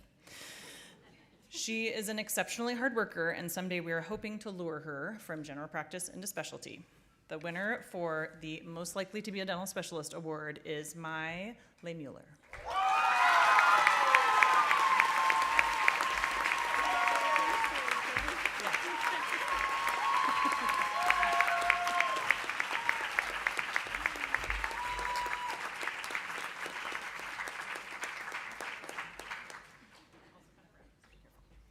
All right, our next award, oh my gosh, I forgot, oh my gosh.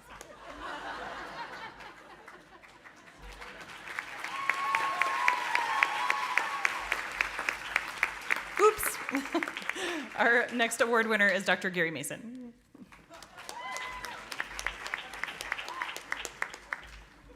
Well, I'm pleased to present the American College of Veterinary Pathologists Award. We have 2 winners this year, and the American College of Veterinary Pathologists like to acknowledge outstanding 4th-year students that have demonstrated proficiency, interest in anatomic or clinical pathology. Does this sound funny? Because when you stand in front of this thing, it echoes.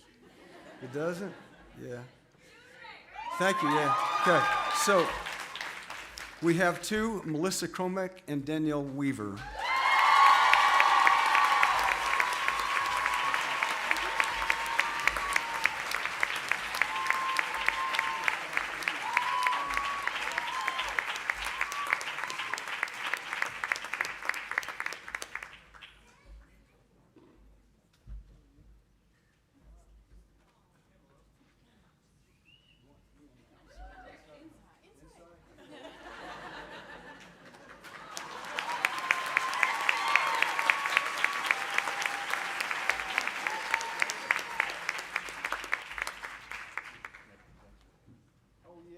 This last year too. And the next presenter is Dr. Diana Hassel.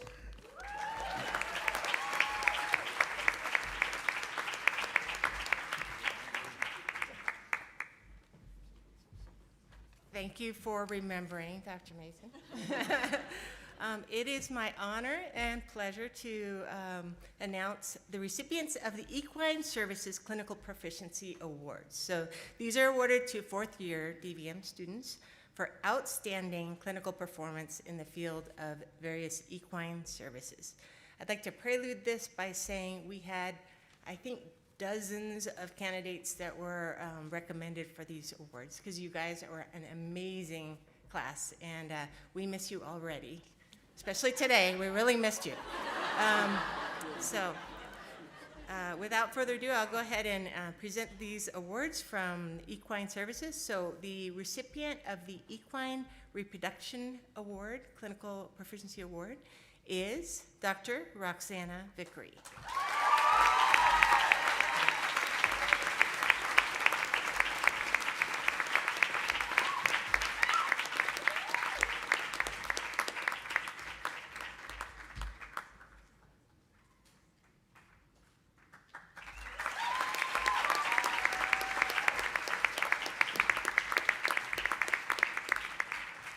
Our next recipient of the Equine Clinical Proficiency Award is for Equine Sports Medicine, and the recipient is Dr. Michaela Maldonado.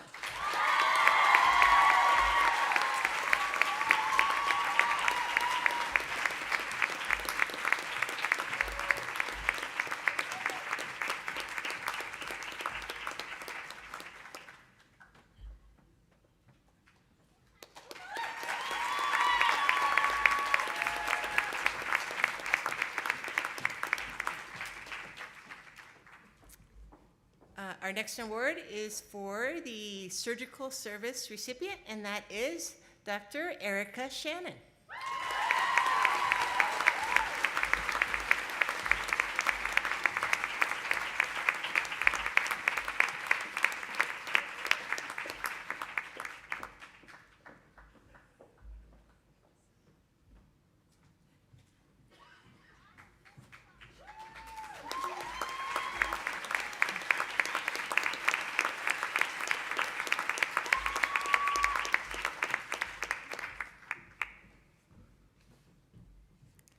Our next award is for the Equine Medicine Service, and that is Dr. Brett Fink.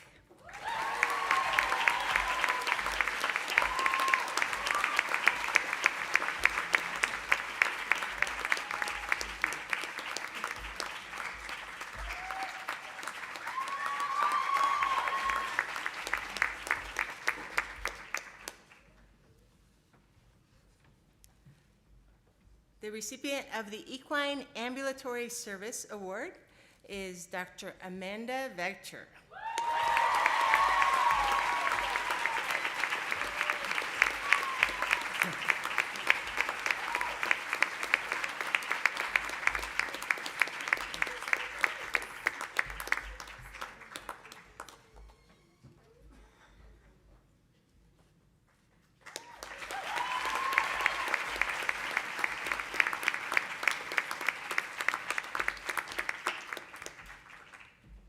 And our next Clinical Proficiency Award is for the service that's near and dear to my heart, the Equine Emergency Service Award.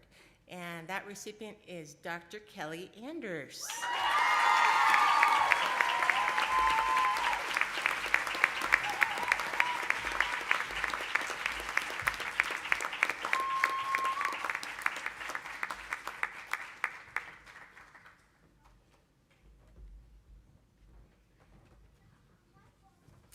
And I also have the award for the American College of Veterinary Surgeons, Student Surgical Proficiency. And this is awarded to fourth-year DVM students who have demonstrated academic and clinical proficiency in large animal surgery and aptitude and interest in surgery. And our recipient for large animal this year is Dr. Embry Simon.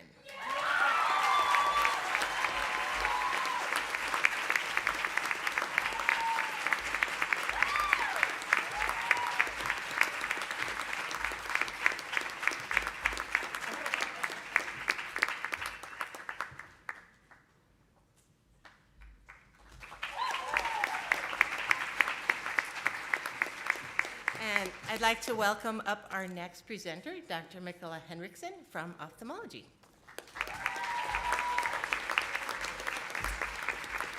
Thank you. Congratulations, everyone. I would like to echo Dr. Hoyer. I wish I had a lot of awards to give, but I don't. I only have one. And this year's Ophthalmology Award will go to a student who very early on decided to love ophthalmology. Pretty sure COVID had something to do with it, because during lockdown, she reached out and wanted to talk. But it was actually a really good thing, because it turned out really well, and she's been an amazing student on the clinical floor, done great research, been on field trips and conferences. Katie Jones, congratulations.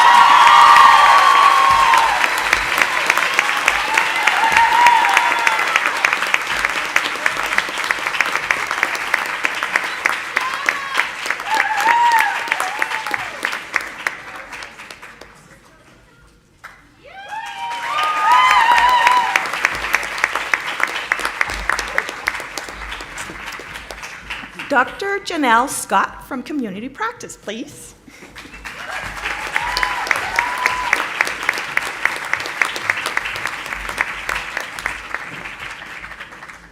Hello, I'm presenting this award on behalf of the American Animal Hospital Association. Hardest part is over. This award goes to a fourth year who demonstrated clinical proficiency in primary care, aka general practice, and I'm honored to present that to Taylor O'Malley.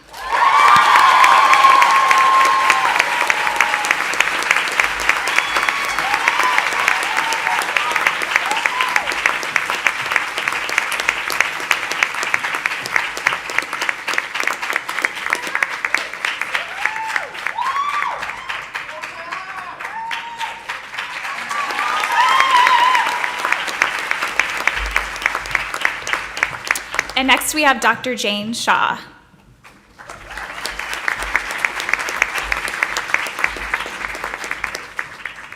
Did you all notice how Dr. Kat McPhail defined every single piece of medical jargon? In layman's terms? Yes.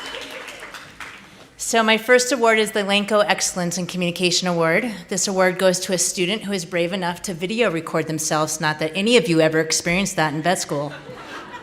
8 times. This student interviewed a gentleman who owned 3 dogs and 2 cats. He came in with 5 clearly delineated agenda items. This was truly an expert client. A little squirrel told me that she asked 6 open-ended questions. She reflectively listened 11 times to help the client feel heard. She had 5 empathy statements to help them feel understood, 6 signposts to help keep them on track, and 3 summary statements to pull it all together. How is that possible? Dr. Michaela Maldonado, get up here.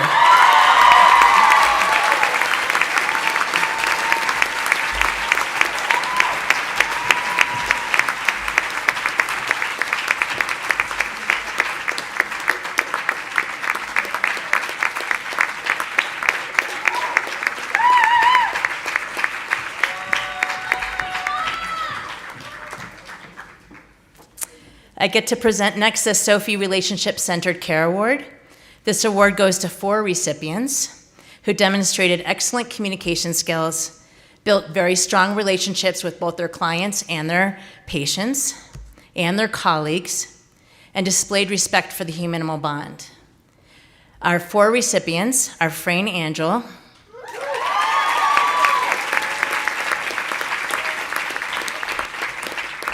Claire Landwehr,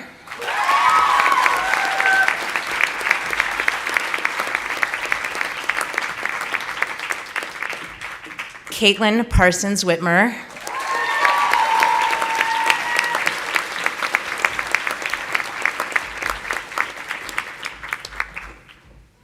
and Courtney Walker.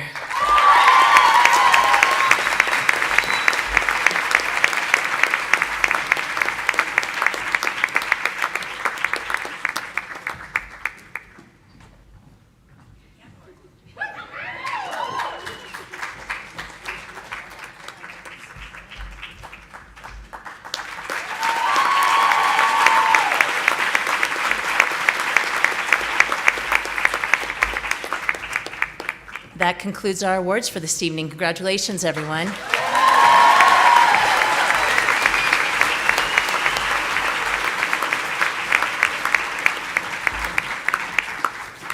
And let's give a hand to our faculty. I think those of you here can see that just a small sampling of our faculty, and you can just see the passion and the excellence that they bring and the real love and care for our students. So.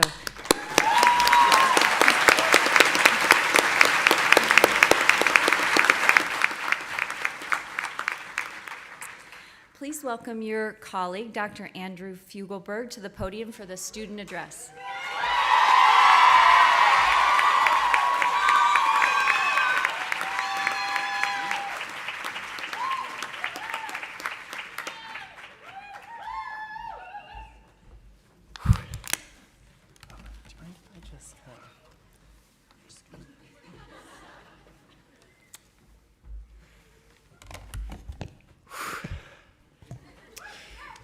Thank you very much for that introduction, colleague. Good evening, everyone. Thank you so much for attending the Class of 2023 DVM hooding ceremony. It is so incredible to welcome all the faculty, residents, interns, employees, students, family, friends, and of course, enemies. Thank you all for coming. It really means a lot. Wow. Well, I am so excited for our speech with Dr. Mason later. I thought I might go after him, so I have a little moment here where I said, whoa, what a message. Whoa, what a mustache. So I'll just say that now, and I'll let you know that I'm really trying to emulate him, really trying to channel some of that Gary Mason energy today.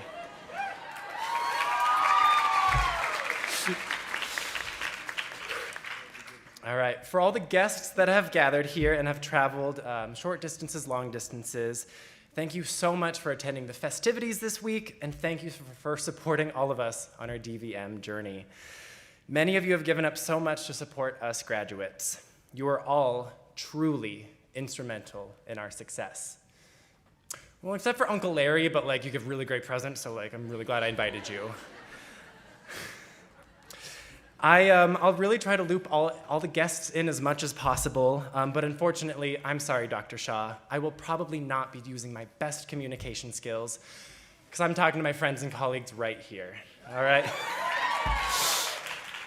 Yep. I've sat through enough lectures with them. I know they have really high expectations for their speakers. So people, if they're going to talk in front of this class, we better be prepared, and we better make sure we don't go over time.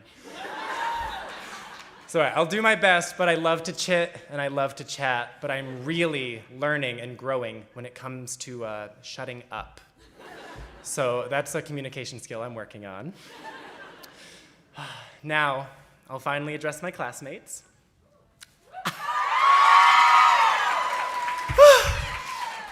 Good evening, doctors.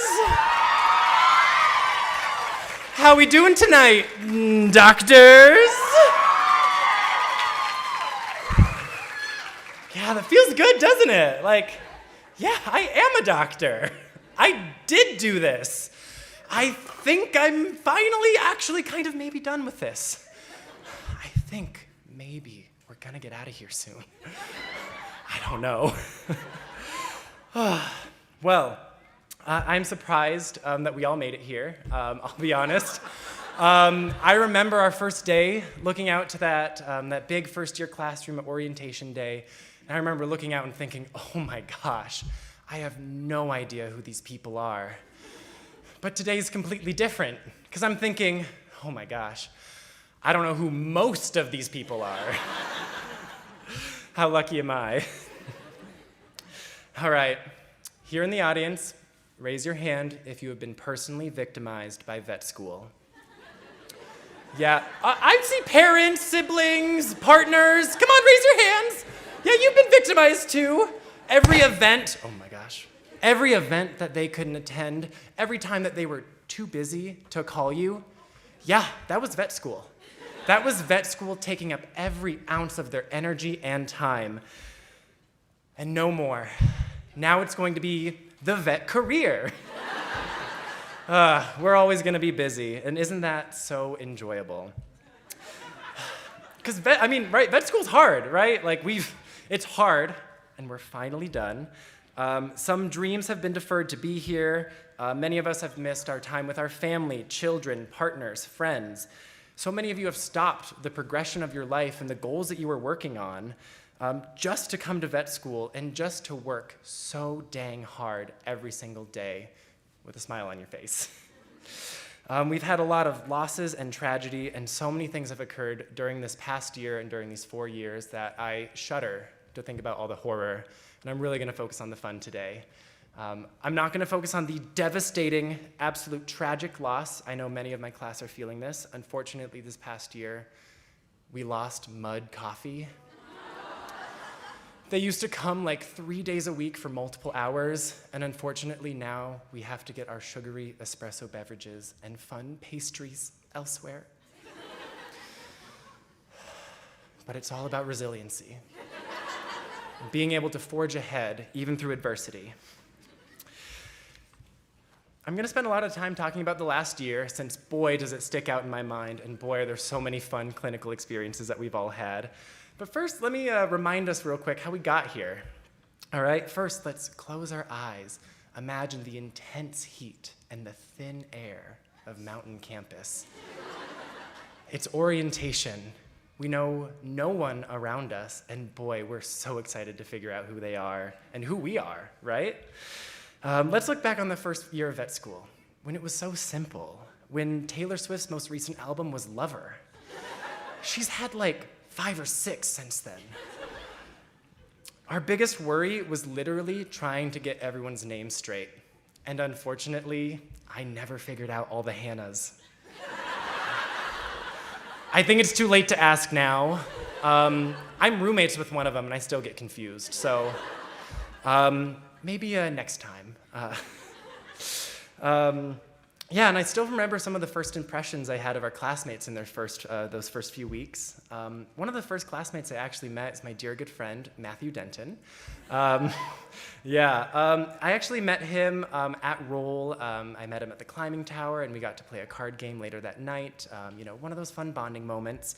And I remember my first impression of him was, oh my gosh, this guy is so smart and nice, and he's really quiet. And well, as I've gotten to know him, he is so smart. He is so nice. Not sure about that last one. Especially he's not very quiet when he's ambling into the first year vet, in the first year classroom, ambling in 5 to 10 minutes late, which, hey, I've been late to class. I've been late to so many classes, but I sit in the back. I don't sit front and center. And I don't walk in that front door and confidently sit down in front of that teacher. Like, what are they gonna do? I also remember meeting my lab group, the people I'm sitting next to today, Paige Gabrielson, Jack Fulford. Yep, and New Jersey personified, Zach George. What a fantastic group to be put in, because I was, and still am, easily distractible. I brought this sort of silly goose energy to the lab group that a lot of serious vet students weren't always in the mood for. But thank goodness Zach was a little goofy with me, and the girls would always rein us in. As I met more students, I actually realized that maybe I don't have a type A personality like I thought I did. Coming into vet school, many of my friends thought I was so type A, and wow, if I'm type A, I have met triple A. I remember actually pretty vividly, I had one study session with Katie Jones and Emily Forehand. Yeah, I regretted it. Let me tell you, I unlocked this new kind of hard work that I still don't know if I've ever accessed since that moment.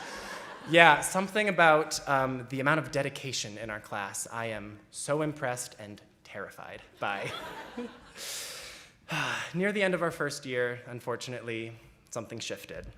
Our everlasting spring break began in March of 2020 and brought so many emotions about vet school and, of course, all the different classes and the ologies that we were taking. Parasitology, virology, and bacteriology were just a few of the several tormentors going on at that time. Thank goodness, my mental health had a savior though, and his name is Dr. Josh Daniels. Yup. I think y'all can remember how he saved us by making our 2 last bacteriology tests both open note and open classmate. Wow, the amount of good scores that I got. The amount of learning I think I still need to touch on. My bacteriology knowledge is a little weak. Unfortunately, I still think Pheromosa is a bacteria. That's literally a Pokemon. So, lifelong learning is something that I'm excited to progress on. Now, let's move forward a little bit. Let's mentally stay at home for a few seconds and remember second year briefly. This year was marked with online classes, random due dates, and a lot of cats showing their buttholes to the laptop. Yes, one of my favorite parts of school, of course, was seeing all the pets and seeing all the good boys and girls. A year that I was lucky to find an individualized learning plan that worked for me, which was, of course, starting classes at 10 p.m., finishing with the recordings around 4 or 5 a.m., and being able to catch my roommate, Julie Maynard, as she was waking up and going to work out. What a perfect schedule for me that didn't really last into third year, I'll be honest. I got so good during that year for searching Canvas pages for due dates and learning so much about using Exemplify, all of our favorite app. I'm sure we remember how much fun we had with that on our computers. I also learned some doctor things during that year, but thank goodness we reviewed them again during third year because, gosh, the days were long, the months were short, and that was second year for me. Now let's squeeze back into that cramped classroom for just another moment and kind of recap third year for a bit and remember how good it was. A full snack cabinet. Right? We had Celsius stocked in the fridge at all times. It seems like a wonderland. Seems so long ago. I can picture it now, these glory days. I am imagining rubbing elbows with my classmates, nudging Becca next to me, and of course, bumping my laptop off of my desk all the time when we had those little tiny desks that just folded up from the seat next to us. And of course, I picture it so vividly. I can hear Dr. Dower's voice. I can feel Stephen Crandall's hot breath on my neck. Because of course he was sitting behind me, and he was a very good student. So of course, he was always there. And I can hear Dr. Dowers. I can hear her voice echoing. Is it pre-renal? Is it renal? Is it post-renal azotemia? And I keep thinking those racing thoughts, pre-renal, renal, post-renal, echoing over and over. And of course, third year was very exciting. We got to be whole as a class. We got to have the Alaskans come and join us. Right? What an exhausting year. Gosh, Sam Fedotova, Melissa Clark, it was off to the races. It was just a fun time every weekend, and there was no looking back. Speaking of fun times, of course, we entered the clinic floor our third year. We finally got a chance to practice being loudly wrong in those rounds. And then we could sit there awkwardly and pretend we're like totally cool with it. And we're just, I'll know that later, yeah. And finally, we got a chance to test our clinicians on their communication skills. Because boy, did some of them have a tough time explaining some of these concepts to me. The amount of clarifying questions that I asked and the amount of veins that I could see bulge in their foreheads as they were thinking, how can I reword this? Of course, I thought all of these classes and all of this experience third year would prepare me super well for clinical experience in fourth year. He says, blissfully unaware of the terrors that would come. Now, let's mentally transport ourselves to a tightrope, walking the thin line between sanity and losing it. We have now entered fourth year. the most exciting moment that we have been waiting for, the chance where we finally get to pretend to be doctors, when we finally get to practice the skills that we have been wanting to use for years and years. How exciting to know how difficult fulfilling your dreams is. Yeah, and how often you have to keep pushing when you realize, okay, I think I'm in a bad spot, but I think I've hit rock bottom. I can't go any lower. But then you learn to dig.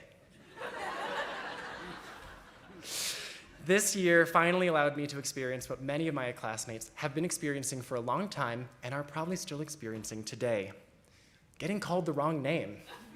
I felt so lucky finally I had a clinician when I was on cardiology, Dr. Marta Karn, very confidently and very wrongly called me RJ all day. Yep, I tried correcting her the first time, but it was awkward because we were moving and growing too quickly. And then, of course, later on in the day, she was like, oh yeah, RJ's gonna take care of that. And RJ looked at me like, and I was like, oh yeah, that's me. Yeah. So, we learned some communication skills that day, both of us. I think that was very valuable. Fourth year, of course, also made us work with the devil himself, StringSoft. Ooh, StringSoft is a terrible program, a terrible way to keep records and to make sure you know what's going on with your patient. I'll be honest. StringSoft is so slow, it is literally quicker to listen to a lecture from Dr. Abalil. Yeah, StringSoft is so glitchy, you can click on a document, drive to Starbucks, have a couple sips, and get back just in time to see your computer crash. Yeah, StringSoft is actually so frustrating. It actually makes me forget how little snacks I had to support me this year. I have gotten big StringSoft, little StringSoft, blue StringSoft, green StringSoft, frozen StringSoft. And no, I cannot let it go. I'm done with StringSoft. Yeah, StringSoft has poisoned our water supply, burned our crops, and have brought a curse upon all of our houses. Well, okay, that last part's not true, but are we just gonna wait around here until it does? No! I am so excited that StringSoft gave me an opportunity to practice my patience. Fourth year had other challenges as well, all of them much less challenging than StringSoft. I thought my nose was tough. I thought I had a great smeller. I survived the smell of a dog with bloody diarrhea on urgent care with Fran Angel well past midnight. I survived the stench of my dirty laundry that I neglected for like 4 weeks. And I survived the smell of community practice puppies covered in their own diarrhea. But nothing could prepare me for the worst scent I've encountered in all of veterinary medicine: when someone burned a frozen meal in the microwave of dermatology. We stunk up half the hospital, and I can still feel my stomach churning with that smell in my mind. Well, with those great mental images, I have a couple of thank yous to distribute. First, the most important thank you, someone we all have to thank, and someone maybe we forget every so often. I'm talking about thanking ourselves. Yeah, we deserve a pat on the back, we deserve a hug, we deserve everything. This is our moment, we deserve it all. Also, I'd like to thank several other people and objects. First, I'd like to thank all these strange and memorable firsts that fourth year has brought to me. The first time getting a significant amount of a patient's bodily fluids on you. Ooh. The first time your client left for a quick 15 minutes and came back in an hour. And the first time falling asleep in the hospital. Or if you're Matt Denton, the 47th time falling asleep in the hospital. Thank you to Matt Denton for being such a great sport. Thank you to the ambient air in the veterinary teaching hospital for testing my adaptability to survive in diverse climates. The temperature in that place is always wrong. There is always someone complaining about it, and half the time it's me. Thank you to Ryan Decay for wearing a cowboy hat in our composite photo. Yep. I was so worried we were not gonna get the yeehaw representation, and that would have broken my heart. I would have felt as if we were disappointing the hallway of the VTH where our picture will be hung. I mean, we kind of have some experience disappointing a hallway, or maybe like the whiteboard in a hallway of the first year cubes. I mean, hey, I'm never gonna forget those cranial nerves, that's for sure. Thank you to all the clinicians and classmates that have seen me and consoled me when I have cried in front of them.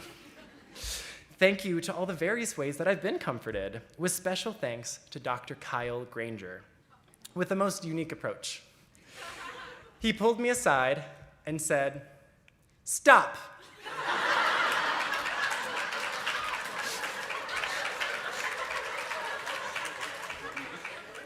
You do not need to be doing all this. You are Beyonce. You are an alien superstar. So get going. So being called Beyonce has kind of been one of the best things that I've heard all year. But I feel like I've heard some other really great things, some little nuggets of advice that I've gotten here and there. Some of my favorite ones. Education is not the filling of a bucket, but the lighting of a fire. How appropriate. I really felt like I've been lit on fire. Take a deep breath. But first, clamp the vessel. Clamp the vessel! Carpe diem, even when it feels like a crappy diem. No vet is perfect. We all neuter our animals one testicle at a time, just like the rest of you. And my last piece of advice was actually given to me by our faculty, someone who I don't believe is here and is going to hate hearing about this later. Our 2018 Colorado Veterinarian of the Year, Dr. Rebecca Rush-Galley, who we all call RG. I actually heard she likes students to call her by her first name. So when I asked her recently, she said, "I truly don't care what you call me." So anyway, back to this great advice that I got from my gal pal Rebex. She was telling me, you know what? Clients can really tick us off. But sometimes it does feel really good to help them. It's like, I guess your forearms aren't too tired. That's fantastic. Vet school has given us so much. Confidence, knowledge, like 10 of you got crypto. On a personal note, vet school has given me so much. Resiliency, unique learning opportunities, acid reflux, back pain, a receding hairline. My hairline is actually running away faster than all of us when we hear a clinician say, "Well, someone has to take the case." As I've gained knowledge, I've literally lost hair. Of course, though, I'm taking after some role models, right? Bald legend, Dr. Jeremy Delcom. Right? Balding legend, Dr. Jeremy Bechtel. Yeah, it's like this new hairless hairdo that I've come up with. I think I'm gonna call it the Jeremy curl. As we go our separate ways, I'm reminded how absolutely lucky I am to meet so many of you. And I'm also reminded that we will be parting ways very shortly, which I'm sure for many of you feels even luckier. I have gotten to know so many of you so well, and I will truly treasure the conversations that we have had and the insane moments that we have shared together. I really would not have rather done this with anyone else. Well, if Taylor Swift could be here, that'd be super cool. But, you know, she doesn't possess the skills that we do. I really hope to see all of you succeed in the future. And please, if you want, update us how you're doing, even on Facebook. But if you're going to post to Facebook, do not have any archery equipment, no bows, no arrows, and stay away from our feline friends. Okay, we all remember that. We have put so much of ourselves into this program. Our blood, our sweat, our beers. Okay, tears as well, I guess. Those are also important. This is the moment we've been waiting for. This is what makes it all worth it, right? This is finally it. Finally the moment where we get to say, I can bookend this chapter of my life, and I can forget all the bad moments, and I can only remember the incredible learning experience and the incredible people. I can close one chapter of my life, and gosh, see what happens next. How exciting, right? How exciting that we get to just go out and see where veterinary medicine takes us, and what unique and cool opportunities that we have just waiting for us.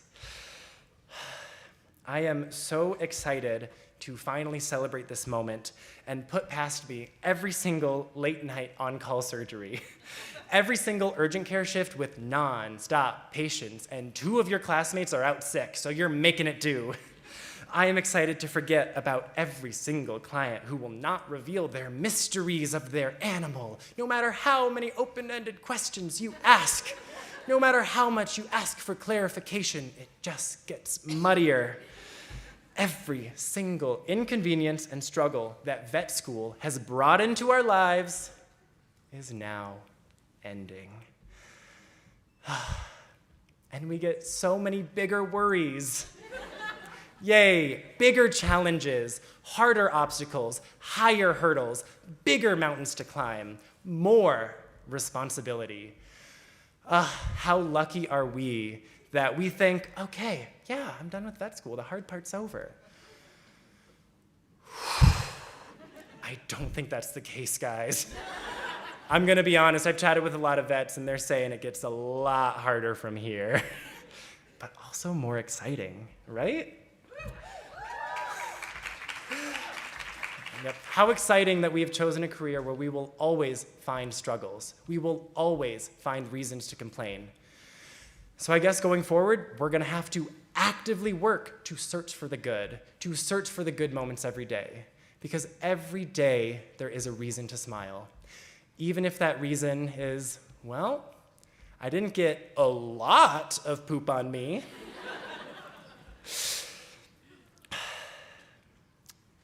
I hope we have just the best graduation weekend. I am so excited for each and every one of us, and I am so excited that we are finally getting the answer that we have been craving from CSU for so many years. We keep asking them, what else do you want from me? What other requirements do we have? What else does CSU ask of me before I can graduate? And finally, we're getting that 2-word answer we've always prayed for and we've always been expecting. What communications has taught us to have to get before leaving that room. We are finally getting the that's it. Thank you.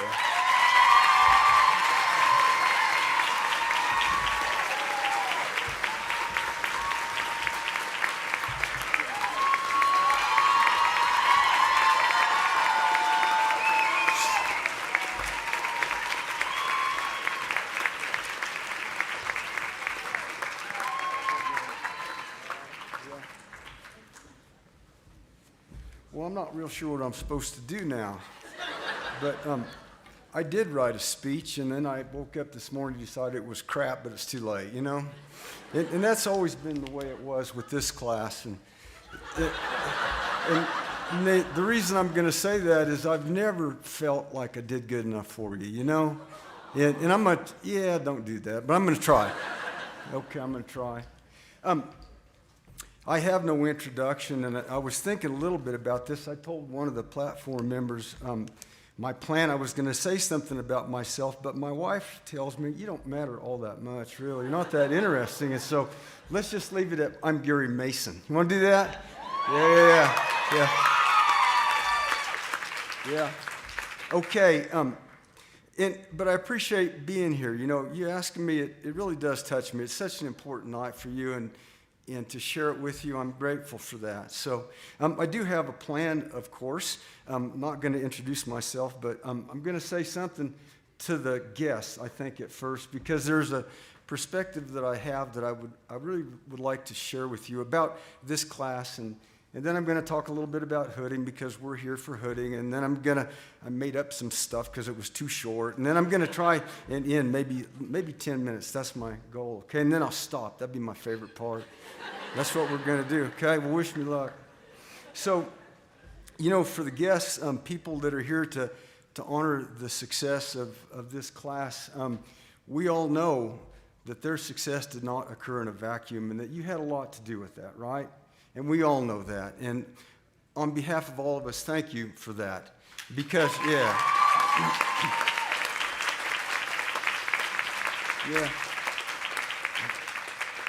And a lot of what I'm going to say tonight has the word success. I wrote it about 80 times in here, but that's what we're about tonight, right? So I would like to share with you what my own success is about, and it has everything to do with these students. And my goal, I'm supposed to speak for the faculty, and of course I can't be a proxy for all the faculty, but I'm going to try and say what the class means to me, and I hope that will prove effective, okay? That's the plan. Yeah, so I'm really fortunate. I get to be with the students in the first year and again in the senior year, so I get to kind of bookend the curriculum. Can you tell? Look at me. I'm hugging myself and rocking. This is not good. Got to stop that. Okay, and so I get to see the progression. I'm not there at the very beginning, but I am there in the spring of the first year, and I'm grateful for that. I have an inordinate amount of unsupervised time with the students, and I love it, you know, and I get to share with them my understanding of the nature of disease and my perspective, and it's such an important thing to me. I do it for free, but I don't want you to tell the dean that. She's always looking to get another buck for something somewhere, but I would. But then I get to work with students at the end, and my favorite part occurs somewhere around January 17th, 19th, Martin Luther King Day, and from there all the way to the end of the term. And the reason I like it is because, you know, we round together. And the students have been at that point in the clinic for a while. They're pretty well in the saddle. They got the board exam behind them. And there's this emerging confidence in their own knowledge and their abilities and their ability to think critically, to reason in a clinical way. I'm starting to stumble. You guys get really good all of the sudden. And instead of having rounds that are like a student and an instructor, all of a sudden we have conversations as peers. And I don't even know if you're aware of this, but it happens. And you talk like veterinarians, and you think like veterinarians, and you act like veterinarians, and the reason is because you are. You know that? Because you are, and I recognize that. And I love that transformation. And my favorite thing about it is that I decided a long time ago that I was going to measure my success by the success of the students. And because of that, I can't fail. Can you imagine? I mean, they're so good, and I have some small part in that. Does that make sense to you? That's what I'm trying to say. I don't know if I can, yeah.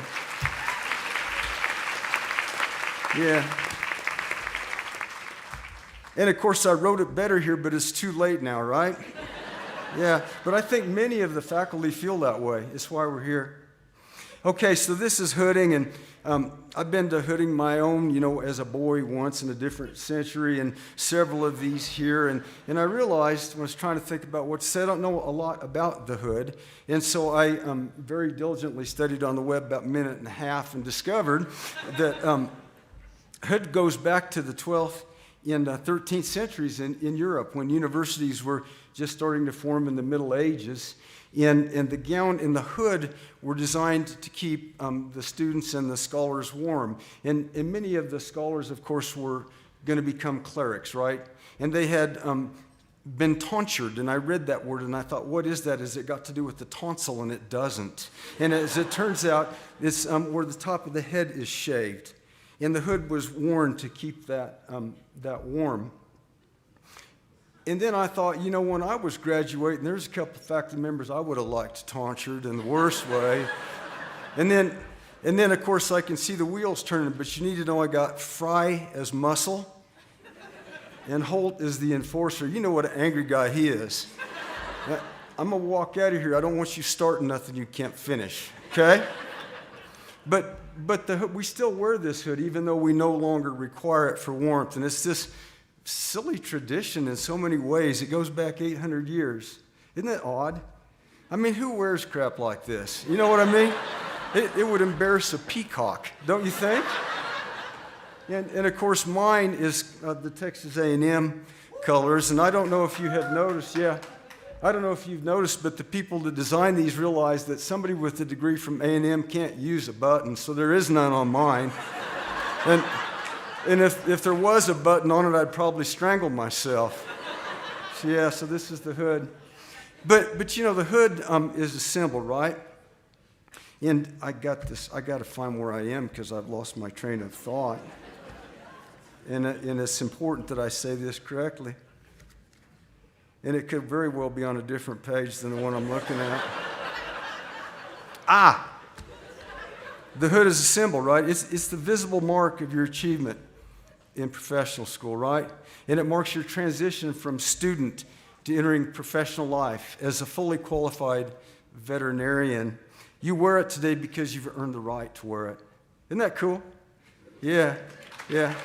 So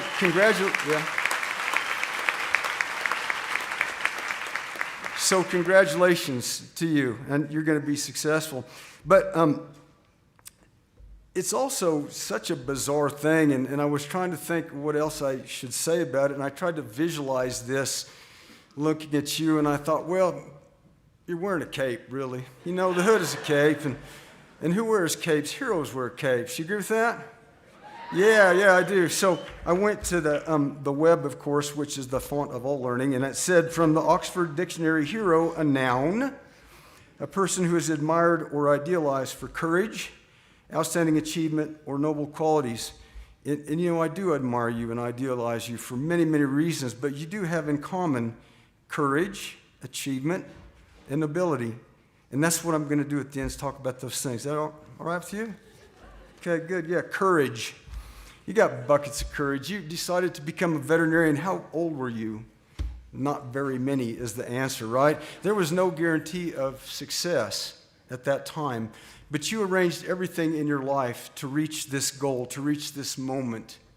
You volunteered. You took the hard classes in college, right? And you studied and you worried about your grades when all your friends were raised in hell having fun, right? You had these jobs. You started in the kennel, in the corral, in the stable, probably with a shovel. Yes? This is where you started.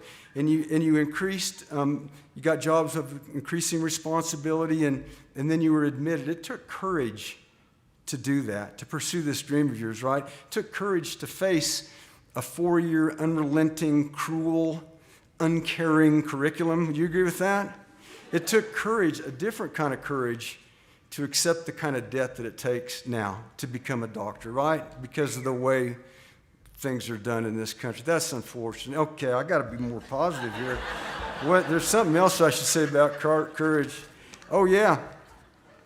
And it's a good thing you got courage, because you're going to need it, because you're going into professional life now. And I hope that you have, whatever you do, some sort of a mentorship safety net. You should, right? For a little while. But you need to know that if we call clinical practice a trapeze, that net's going to get retracted a little bit every day. And at some point, you're going to have to let go of that swing and take the jump. But you got the courage to do that. You got courage. Achievement Anybody, in my opinion, that gets through a doctoral medical program has achieved something outstanding. But you did it in a time of really unprecedented disruption, uncertainty. And I remember March of 2020, this has been brought up before. I was giving exam number 2 in VM 640. That would be hemorrhage, congestion, edema, thrombosis, embolism, infarction. Remember all this crap? Yeah. Acute and chronic inflammation, healing and repair. Remember that? Yeah. Right before spring break, a Thursday. Start at 1, done at 1:50. Yeah. And as is typical, at that point in the spring, there's some sort of dread viral respiratory contagion that sweeps across the class like a tsunami, you know? And we were in that room, AZW 118, crammed in just as tight as you are now. And all these students were hacking and coughing and sniffling. And I remember one young man came up to me, he's bleary-eyed, his face just peppered with little perspiration droplets, and he said, "Dr. Mason, I've got a fever." And I thought to myself, you know, somebody in this room got the sudden acute respiratory syndrome novel coronavirus of 2019. We're all going to get it. And unless I'm mistaken, it's the very last time you were together in a classroom until the beginning of your junior year, right? Yeah. And so you did a year and a quarter of a difficult 4-year curriculum online. And that shows a level of commitment, resiliency, resolve. I can't say enough good things about it. It's an outstanding achievement. You agree with that? Yeah, I'm impressed. Okay. I didn't put in here when people might clap because I didn't think anybody might. So noble qualities, well, it's my view that the veterinary profession is a noble profession. There are many, but veterinary medicine is. And it's because of the behavior, the characteristics, the actions of the people that populate the profession, people like you. Veterinarians tend to be kind. They understand and care about life in a way that's unique. And they understand the fragility of life. And they appreciate the breadth of life, even the crap we don't love, like manheimia. You know, we hate it, but we can appreciate it, right? And veterinarians give, and they care for others, and they're motivated to serve, and you have all of those things. And we accept responsibility for our patients who can't speak, right? And we earn the trust of clients by being competent and ethical and doing our very best for each of them. And all the veterinarians that I know also, and you will too, work constantly to improve, you know, to learn, to become more competent, to be better. And that further adds to the nobility of the profession, right? And you're going to do that in your lives, and you're going to advance through your profession in this way. And yeah, it's behavioral, it's outstanding, and you got it. So, yeah. Okay. That was, oh, yeah. And the very best part, look, it's the end. Yeah. So I've talked about hooding, and you know, if the hooding is a hero cape, which I've tried to convince you that it is, and you know, if we're now peers, it means I got hero peers, which could be a condition, but I think maybe is not a bad one to have. But the question is, you know, whose hero are you? And for many in this room, you are. And you deserve to be because of how you are, just how good you are. And you're going to be a hero to many people in your professional lives. And many times you won't even know it at the time, but because of your ethical behavior, your actions, your character, your behavior, you will be. And, you know, this reminds me of that day in March of 2020, except for this is the last time, right? It's the last time that I get to be with you, right? Together like this. And I want you to know that you're my hero. And I want you to know how much you mean to me. Because the success I have is because of you. And I thank you for the opportunity of having that success. And yeah, I think that's pretty much it. You guys are the coolest. Thank you very much. Yeah.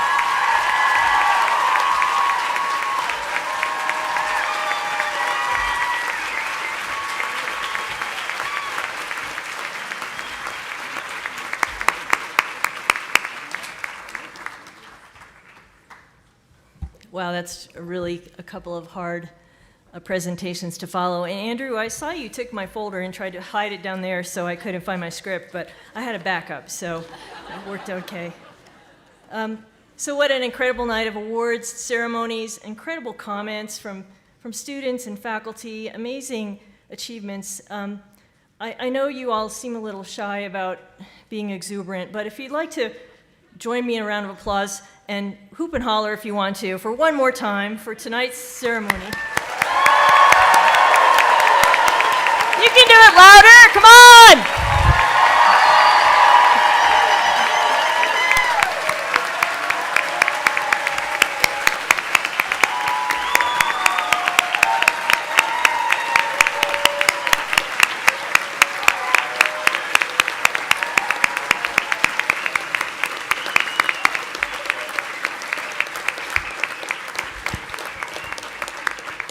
Now, this is going to seem unbelievable, but I read the same website that Dr. Mason did, and I'm going to talk about hooding. Really, 12th and 13th centuries denote the dress of a medieval scholar. One thing he didn't mention, I'll just go through really quickly, which is probably a real gift to everybody, that the long gowns were required for warmth as guests congregated in unheated monasteries among ancient texts, so that's definitely changed. We didn't mention that it's also built for asphyxiation, but you're all noticing now.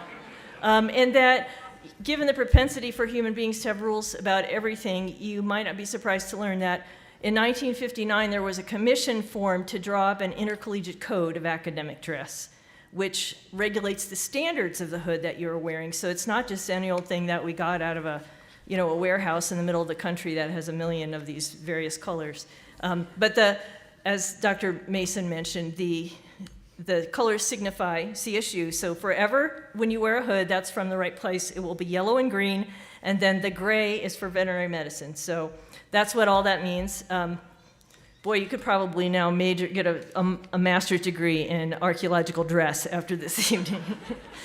So while this colorful flourish may have outlasted its utility, it is a meaningful rite of passage, as we've noted, for all who are hooded tonight. And as kind of paraphrasing what Dr. Mason said, it is reserved for individuals attaining the highest academic degrees and denotes the highest level of scholarly and professional achievement. Highest level. So it's not like intermediate, it is absolutely the highest degree that anybody can attain. So it is incredibly powerful.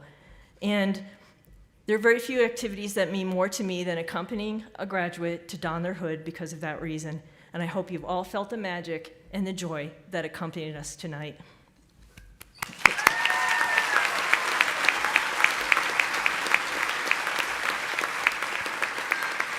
So one other thing I'll just acknowledge about this ceremony, it's really, really long.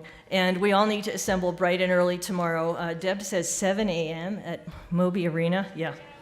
And so I'm gonna end right in a minute here. I will have some words of wisdom for you tomorrow, and I'll argue that the veterinary degree is the most consequential academic degree that exists. So you can be rightly proud of your achievements for kind of societal reasons. So, and now I am going to read the highlighted area that I seem to have missed at the beginning. Will the audience please quietly stand and remain standing until all faculty and students have left the ballroom.